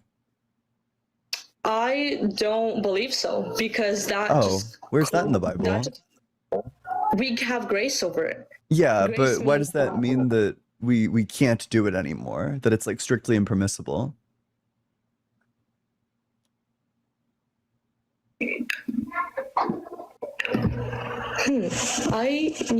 Okay, you're right. I see your point. There's a hole here. Hey, how's it going? Hello. Whoa. Yeah, go check it out. Go give it some likes, go drop some comments, go drop a subscribe. It's on my YouTube channel, Allegedly Ian. If you want to get started with philosophy, but you have no idea where to start, we're doing a reading group in the Discord. It's discord.gg/allegedlyian. We're reading Rosalind Hursthaus's On Virtue Ethics. We're reading the chapter on Kant and Aristotle. She is pitting Kant and Aristotle head to head to determine who's correct about moral motivation. 2 philosophers enter, 1 philosopher leaves. And the Feminist Book Club, led by Lizzie, I think, is tonight. What's being read? Oh, Down Girl, yeah. Down Girl tonight, 8:30 EST. It's and then the one with Rosalind Hursthaus is going to be this Saturday, 8 p.m. EST. All right, I hope to see you all there. Other than that, I have the live in-person event with Justin and Blitz. It's going to be so much fun. I don't know if it's too soon, but we may possibly be doing other tours on a different coast. Maybe. Possibly. potentially. Probably. All right. Other than that, go check out the newest video. Yeah, the Colorado coast. The Colorado coastline. What the fuck was I had something. Okay. Yep. Oh, yeah, that's what I was going to do. I was going to go check to see if anybody else is live so I could direct you there. Oh. Comrade B is live. You guys should go raid Comrade B.